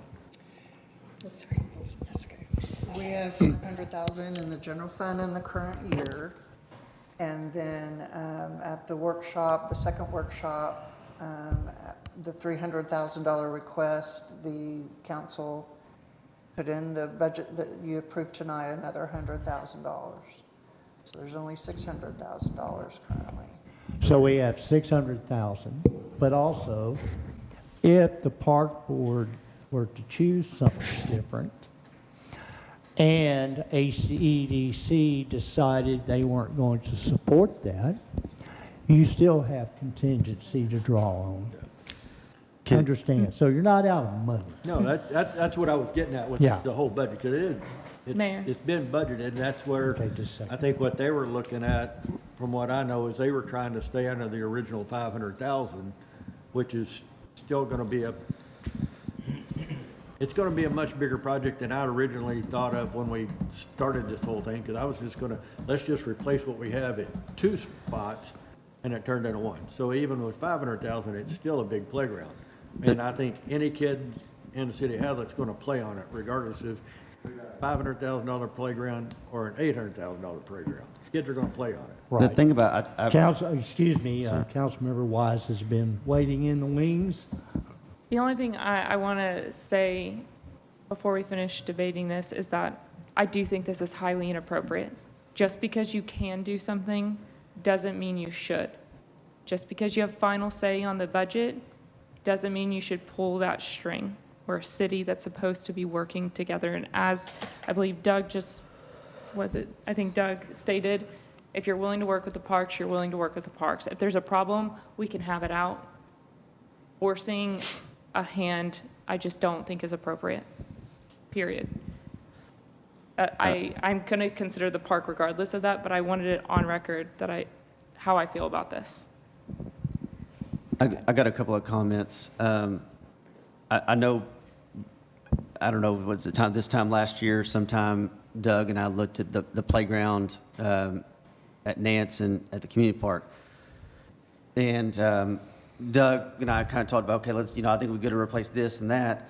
But, when you have a 20-year-old playground, the footprint's going to grow from a 5-year-old playground from 20 years ago. It's going to get larger. And so we replaced that. And then in the meantime, when we were looking at that, let's add some spinners on the ground for them to play on. And then seeing how popular the zip line was, we added that. So I agree with what, when Doug and I looked at this a year ago, it did get bigger. But the playground, a 5 to 12-year-old playground is not really going to fit on that same footprint. So, and I do see where Doug has come from. If we did go with y'all's thing tonight, or decided to table it or whatever, and we went with y'all, and y'all are willing to work with the Parks Board, and we agreed to y'all's 800,000, deal. Can y'all go back with the Parks Board and go back to Child's Play and say, hey, we have $800,000, we have 750 or 700, whatever, I think you said 750 and then a $50,000 contingency. So if you have between 700 and 750, y'all back to the Parks Board and say, hey, let's go back to Child's Play, let's have them come in and let's design a playground together so we can work together.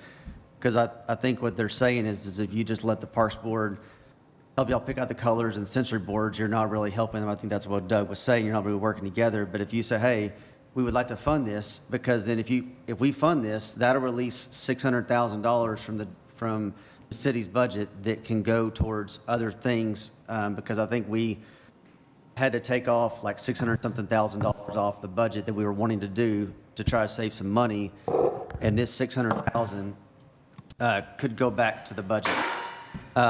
So would that be something that, if this resolution was approved, that y'all could go back to the Parks Board and y'all get together and say, with Child's Play, bring them in together to the community center, Parks Board, EDC, and Child's Play, and y'all work on designing a playground for $700,000.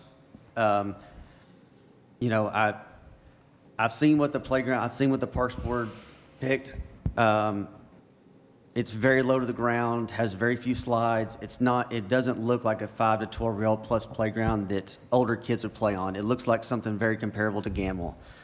And this is a 20-year investment that I think that we need a challenging, tall, fun park for kids to go.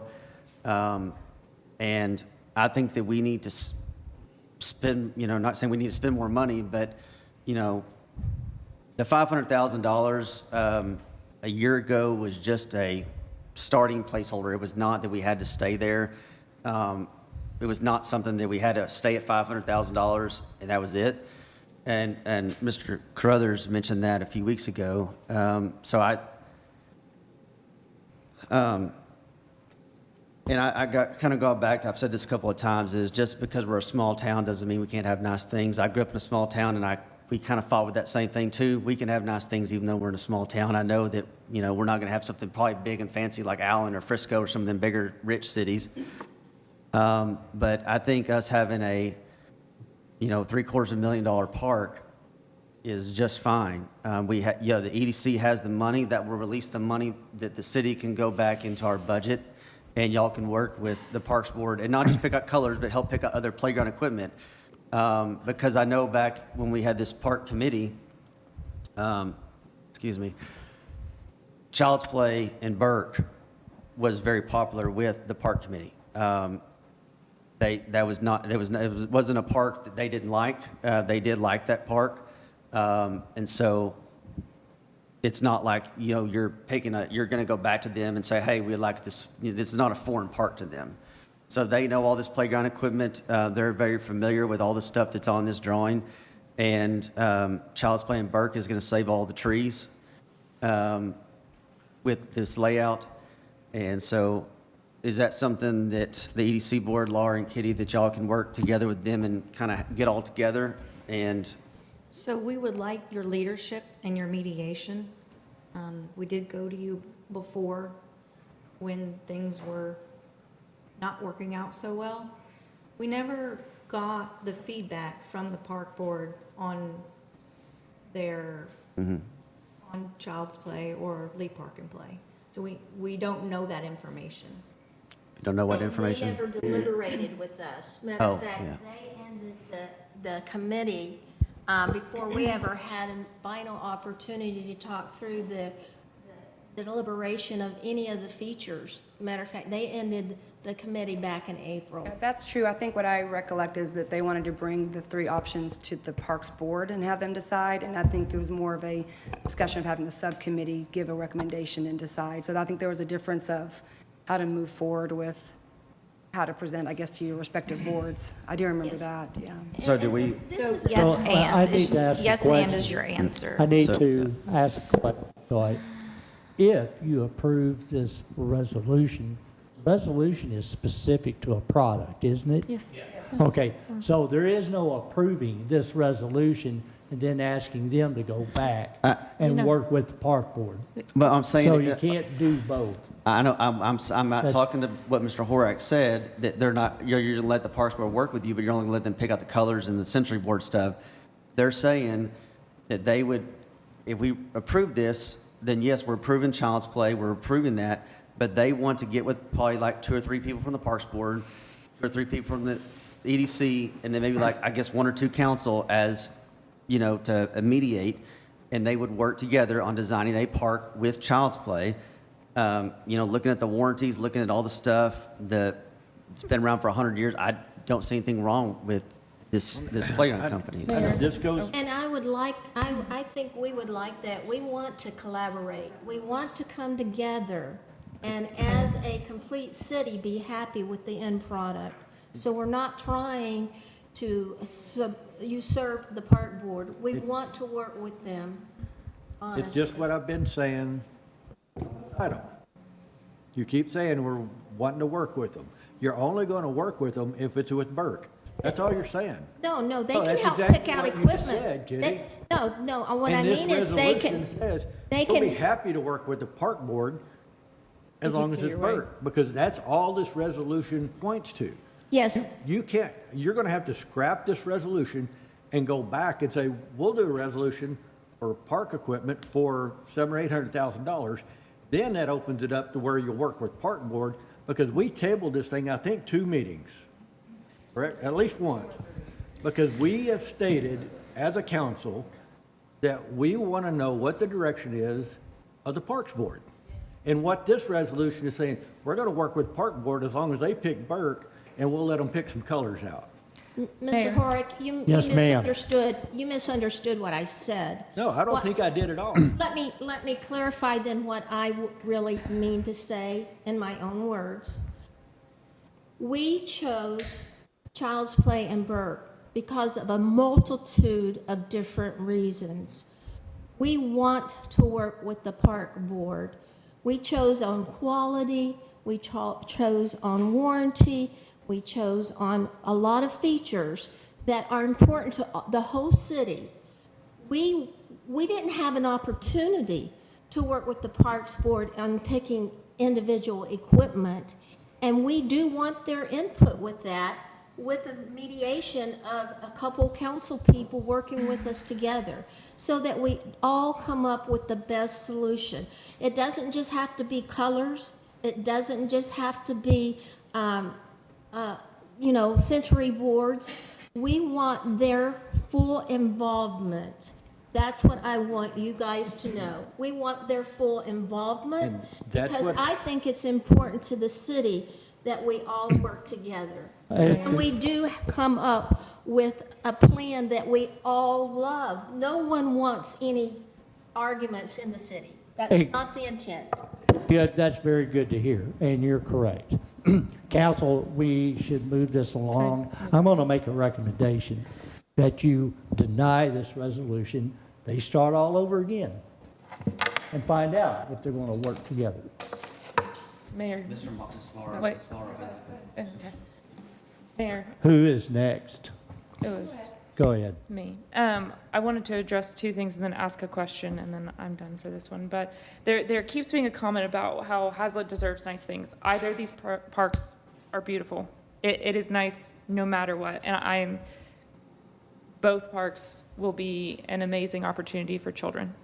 And I know there's the comment about the original budget, and there was a comment originally made, sorry if Chris, if this is wrong, but it was that pretty much we didn't think we threw the number out there, and it was perceived that we couldn't meet that budget. Well, Parks Board went and showed that we can hit that budget and what that looks like. So I just want to recognize that. A $500,000 budget's not impossible, it's just different. And that's a decision for the city to consider. But what I ask, or what I'd like to suggest kind of to council, is that we deny and tell you guys, go work with Parks Board, go talk to them. Because if not, we have you guys trying to handcuff council's hands, and then us trying to help you guys start your relationship with the Parks Board. It's just a mess. The city shouldn't be paying $600,000 for our park right now. You guys should be able to work together and figure it out and come to a middle ground. Both sides need to humble themselves and work for the best interest of the city, because this, We asked for council's No. help, you guys should, and we didn't get it. I understand, but you guys should be able to go there and work it out. Have you gone to the rest of the parks meetings? We've gone to some, yeah. The rest of them, have you gone and spoken? No, we can't go to every single meeting. But what think- they saw is you put forward a resolution saying, we're gonna do it our way. Our meeting either. Right, yeah, let me add to that. I'm just So- saying where I I was would- at, Right. and I'm. Could done, we but get a that's where- motion Hold on, on hold this on. item? Hold I'm gonna on, talk hold first. on. Could we get a motion? Hold on. In a moment. So, yeah, I did contact 2 Parks Board members today, not my mother. I did not talk to her. But I did contact 2 just to get some clarification on some of the items that I was concerned about. And to your point, coming in at 496 was good, it was under budget. No trees were going to have to be removed as well. And they talked to me a little bit about the cable versus station, or versus track, not stationary, right?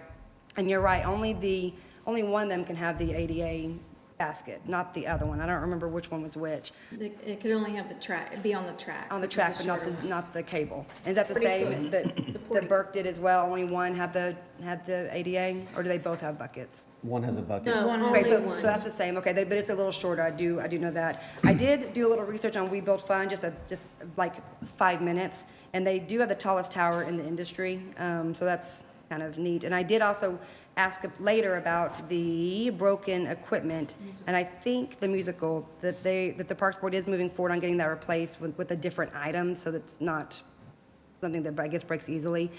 And the last thing I just want to clarify is that they did recommend, or they, at their meeting, voted on a vendor, but not an actual park design. And I'm hoping that, I'm kind of the opposite of Zach, instead of going with y'all, with Burke and discussing it, I think y'all should go with them with the We Build Fund and discuss the items. I know the ramp thing, the stairs to the ramps, that was gonna make the second story more inclusive or more accessible for people. So I don't know, I still think there could be some opportunity to make this the best park there is, but We Build Fund was the vendor that they seemed to feel was the best. Even though I do know one I talked to said, Burke, 100%. And you mentioned that my mother said that to you, so I believe you that she said that. So I know that in their minds, they're thinking, and all three were asked to come to the meeting. All three people were invited. It wasn't just one person show up. And I think just the conversation led them to that, and they're all of them seem very happy with going with We Build Fund. I think that you mentioned a comment that the Parks Board, did their due diligence. They had 500,000. They showed they could get something, but looking at it, it's very small. It's not challenging. It's not tall. And what it looked like, the slides were the same number of slides, so I don't know what. Like the one that. We have 7, they have Like three. But it's like low to the playground. To me, it looks like something would be like at a preschool. Like it's a very low to the ground. It's very small. It's not challenging and fun. And like I question, like right now, I can't even get my kids to go to either Gamble or the other park we have now. And I showed my daughter this park that the Park Board picked out, and it wasn't very good comments. See, I thought there were more climbing things and more sensory items. The stuff under the Parks Board they picked with We Build Fun, it's all stuff like right on the ground. It's all like kind of stuff that like, I guess more kids in a wheelchair, like, it's right there. There's not a lot of stuff that you can climb on and all that. So I think that, limiting, because when we had the park committee, we looked at having a $750,000 budget. And when the Parks Board said, oh, we're only going to do 500, well, then you kind of really limit yourself. And I don't. I thought it was always 500. That's why there's resolutions for additional 3, because there was always 5. But when we were Council, designing the Parks I would Board ask committee, that we it was move for this along, please. Can I just getting say late. something? I haven't said anything at all Yeah, go, Chris. Chris wants to say something. the whole way through. Can I just jump in? First, I just want to say thank you to EDC. I want to say thank you to the Parks Board. I want to say thank you. I know this has been a big process. I'm saddened by kind of where it ended up, where we feel like there's 2 different camps and we've got to choose. I think that's a really terrible place to be as a city when we're trying to model to the kids and to the rest of the community that we can work together. I think both sides need to kind of take a step back. I would be for denying tonight just so that we can kind of maybe not start over, but if everybody could build some bridges and mend some fences, and if we end up at Burke, we end up at Burke. If we end up with the other one, whatever it's called, I can't know. But the whole focus here is supposed to be the kids. Right. And the whole focus is supposed to be, your this is a board- 20-year investment by the city on our flagship playground. And we want it to be a place that draws people, not a place that they show up and they go, oh, this is kind of rinky-dink. I do. I want to make a comment. And playground equipment just costs more now than it used to. It just does. I would like to So make if you a take comment. 700, and I'm He just is trying still to finish. talking. Okay, but I'd like I'm to almost make a done. comment. Yes, sir. And if you think about 500,000, 750,000, 800,000, whatever the number is, you divide that over 20 years. I mean, that's not that big of a investment to have in our kids. And this whole conversation started a year ago because we were told that the playground equipment that we currently have is in disrepair and it could possibly lead to problems of safety. So that's where this whole conversation that I remember. So I just hope that we could maybe get everybody back and refocus again and say, we've got all these ideas out there. Can we maybe just let go of everything a little bit and figure out what is the best thing for the next 20 years for the kids of Hazlet, and make it something that we can all be proud of. I got one more comment. All right. You'll get to make that comment, but I will make a comment now. It is often difficult when you're on the inside to recognize what you have. With the many visitors that we have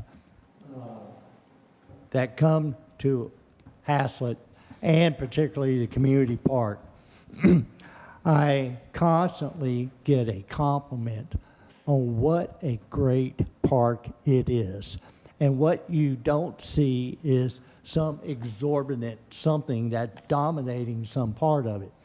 The park board has done an excellent job over 20 plus years developing this park a piece at a time.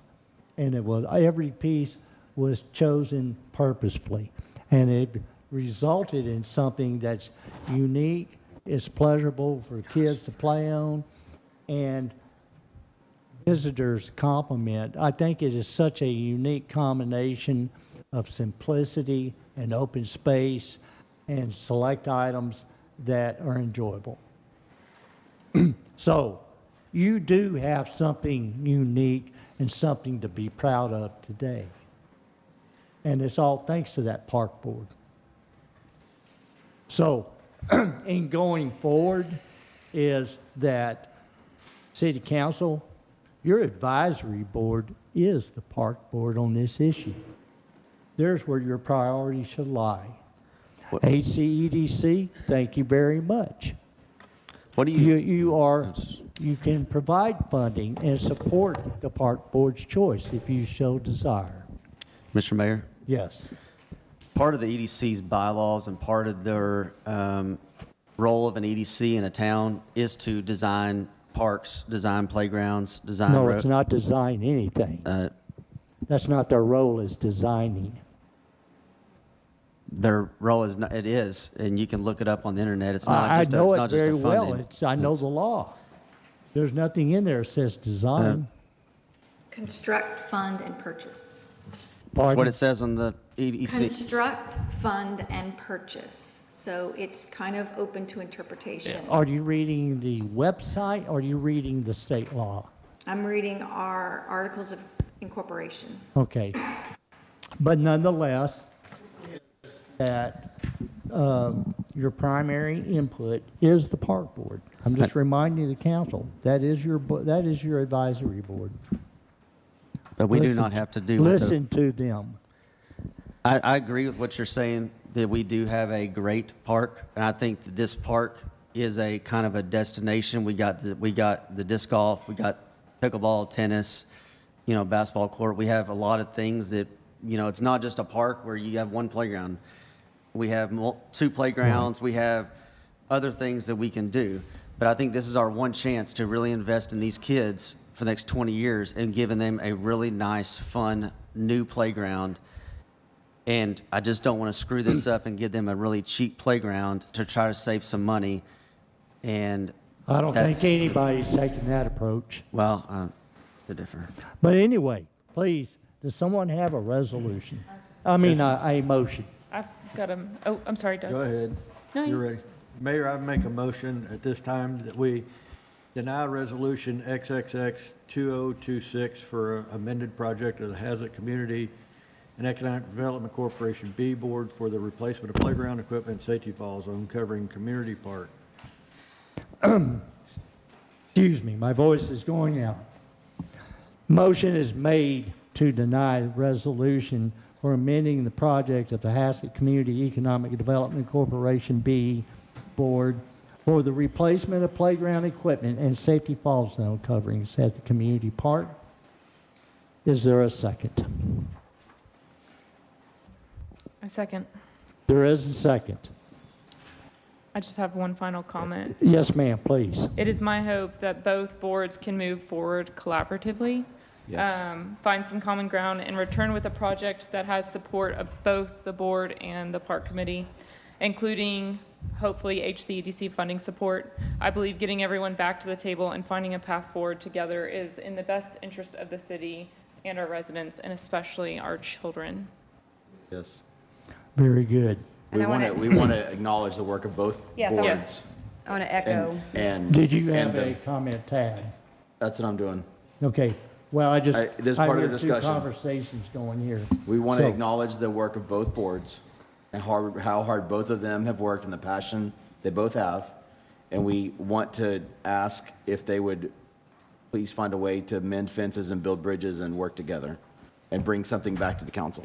All right, very good. So there's a motion So and thank you. second on the table, Thank you. and gratitude's been expressed to all. All in favor? Is 4-4, all opposed? 1 opposed. Motion passes. All right, executive session.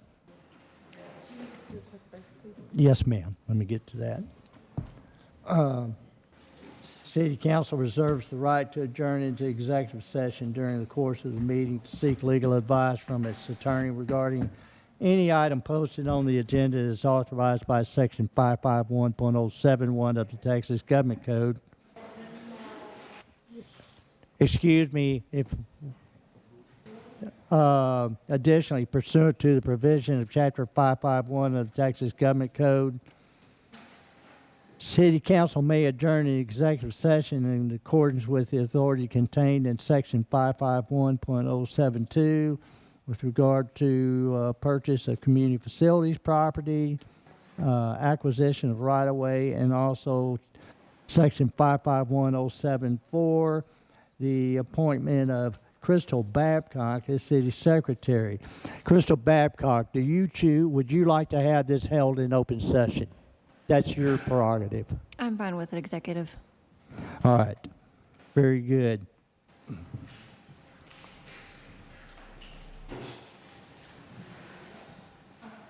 All right. I recess the open session at 10:27. If we would take a 10-minute break, meet me in the boardroom, please.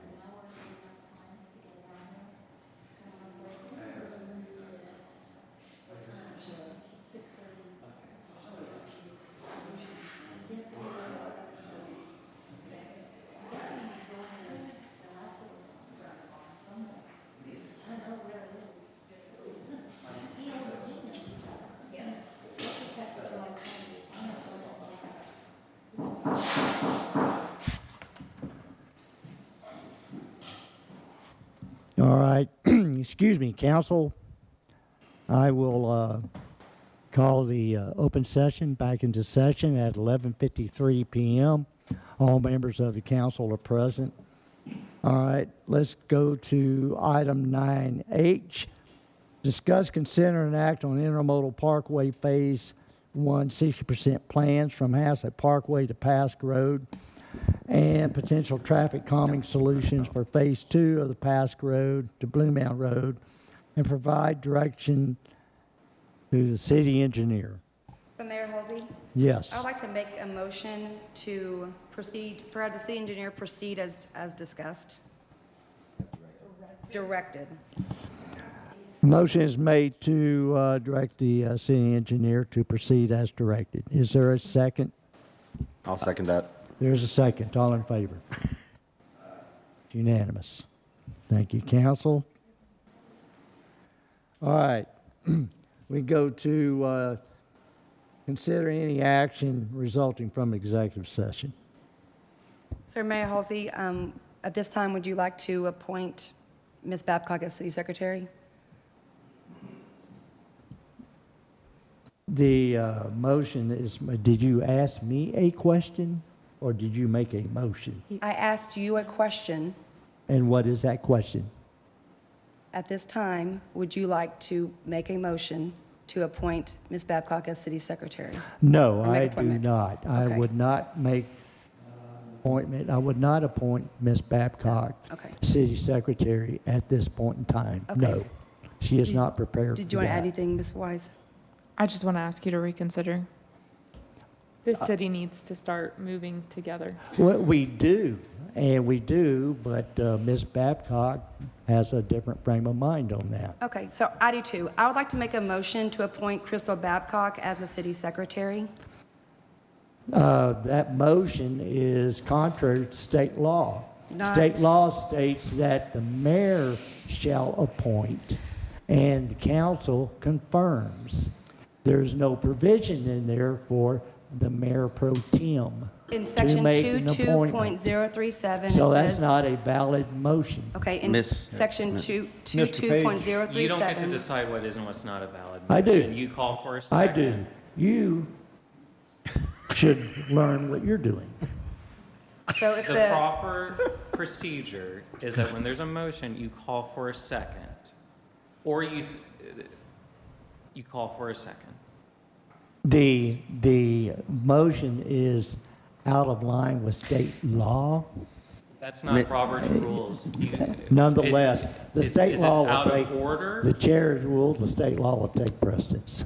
Mr. Mayor, can Ms. Morrow read the state law right here that she's trying to Yeah. read before you rudely interrupted her I was again? just Please go referring right to ahead. section 22.037C, and this point, refusing to act on appointing, and that's when it says the mayor pro tem shall perform the duties. I'm not refusing to act. I'm refusing to act on this very specific person, Crystal Babcock, at this very specific time. In Okay. fact, it would be. So noted. Mayor Pro Tem, I will second that motion. There's so now we have a motion and we it have a says second. in the statute, the mayor or the acting mayor. Are you declaring yourself as acting mayor?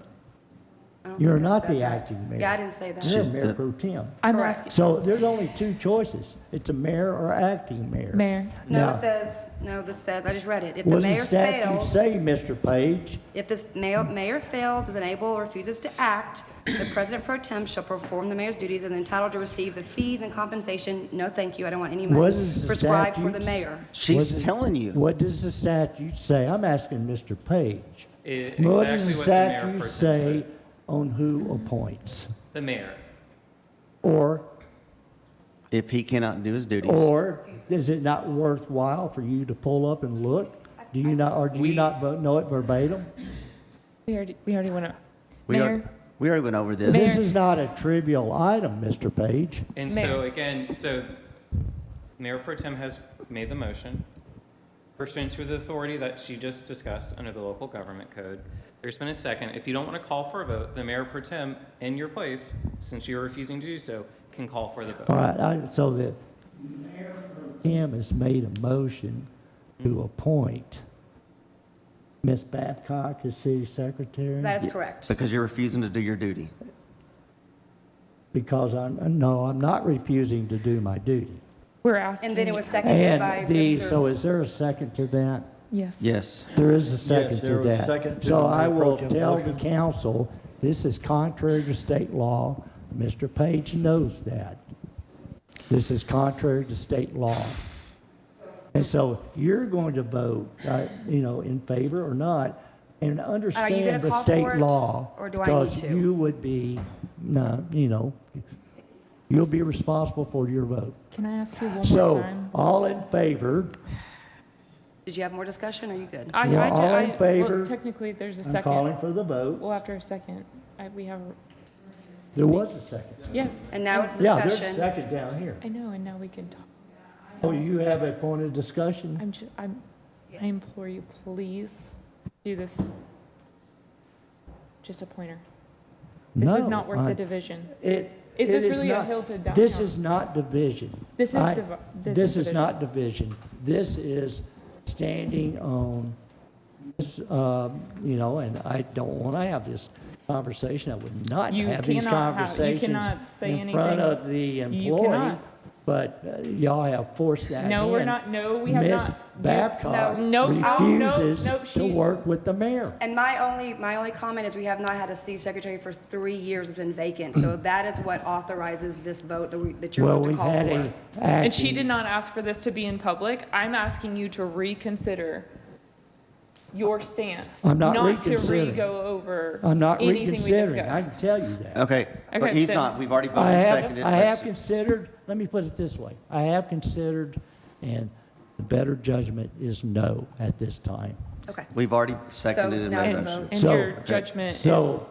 any other point of discussion here? No, No. sir. Any more? No. All right, all in favor? Okay, it's unanimous.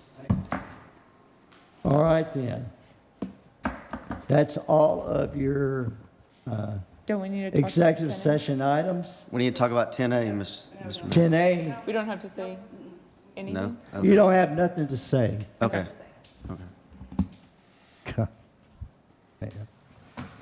All right, you see your future agenda items. We have a couple. There'll be many more than that. Mr. Mayor, Yes, sir. before you adjourn, everybody, this Thursday morning at the old Hazlet Elementary, Metroport Chamber is going to have a business. Legacy Learning Center. At Legacy Learning Center, thank you, at 8 o'clock, if you'd like to attend.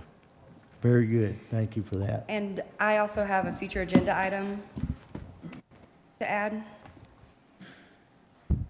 Is that, may I I'm proceed? listening. Okay. I would like for. But also, you would say it here, but email it in. Oh, I will. I would like to, I don't know how to phrase it, but direct the Parks Board to look at the HSA contract. I know it's up in October is when it renews. So to have some conversations with some items that were brought up tonight, and I've had it on my agenda to bring up as well. So just to get that conversation with HSA, their contract, and look at any changes that might need to be made. For the park board to do that? The Parks Board, because it's HSA they work in our parks, yes. And then they can recommend to us as a recommending body. As to approve or how to Or change the change, or any contract? amendments, right. Yes, Is that please. something that the Parks Board normally does every year? They should No. be doing every year. No, It hasn't they been don't. done in many, many years. But They- yes, in the past, the HSA Excuse and me, the Parks madam, Board, I'm talking. but I know you they are, got together but and had you're like special dominating meetings, is so. what you're trying to do. I was just- And the park board has never negotiated the HSA contract. Yes, I was on the Parks Board and we had a joint workshop and we talked together That about the. occurred maybe one Okay, so time. it did happen. you're So would saying. you say that to a man? Yes. I haven't heard you once. You only fix when a woman is interrupting, in your opinion. I've never No, heard you once well, say something like that Mayor to Pro Doug. Tem Morrow try to be, and is very forceful. And Doug has been very firm with you and forceful before. I don't think you'd ever And call I him have dominating. spoken to Doug Hey, Captain. as a man. Your future.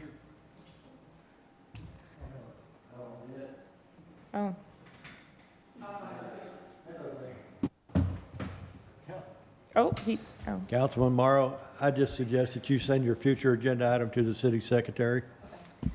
Thank you. And then, Mayor, Yes, ma'am.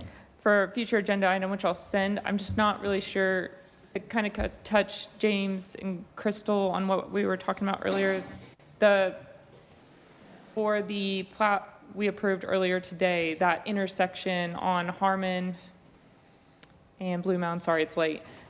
I just want us getting updates regularly on that project. I know it's not a city project, but it's going to impact the city, so we just need to know kind of where it's moving, where it's going. I don't know where you want to put it. Harmon, what do you want? You want an update on what project? But it's not a city project. It's the intersection that Ironwood is doing at Blue Mound and Harmon. That's a city project. Well, I mean, the city is not doing it. It's a city project, but Ironwood is facilitating Oh, yeah. the project. The city engineer will keep us abreast of the status of the project as a whole. I understand. I just want it on here somewhere between you, Crystal, and Mike, however you want to do it. It doesn't have to be every time. All right, then.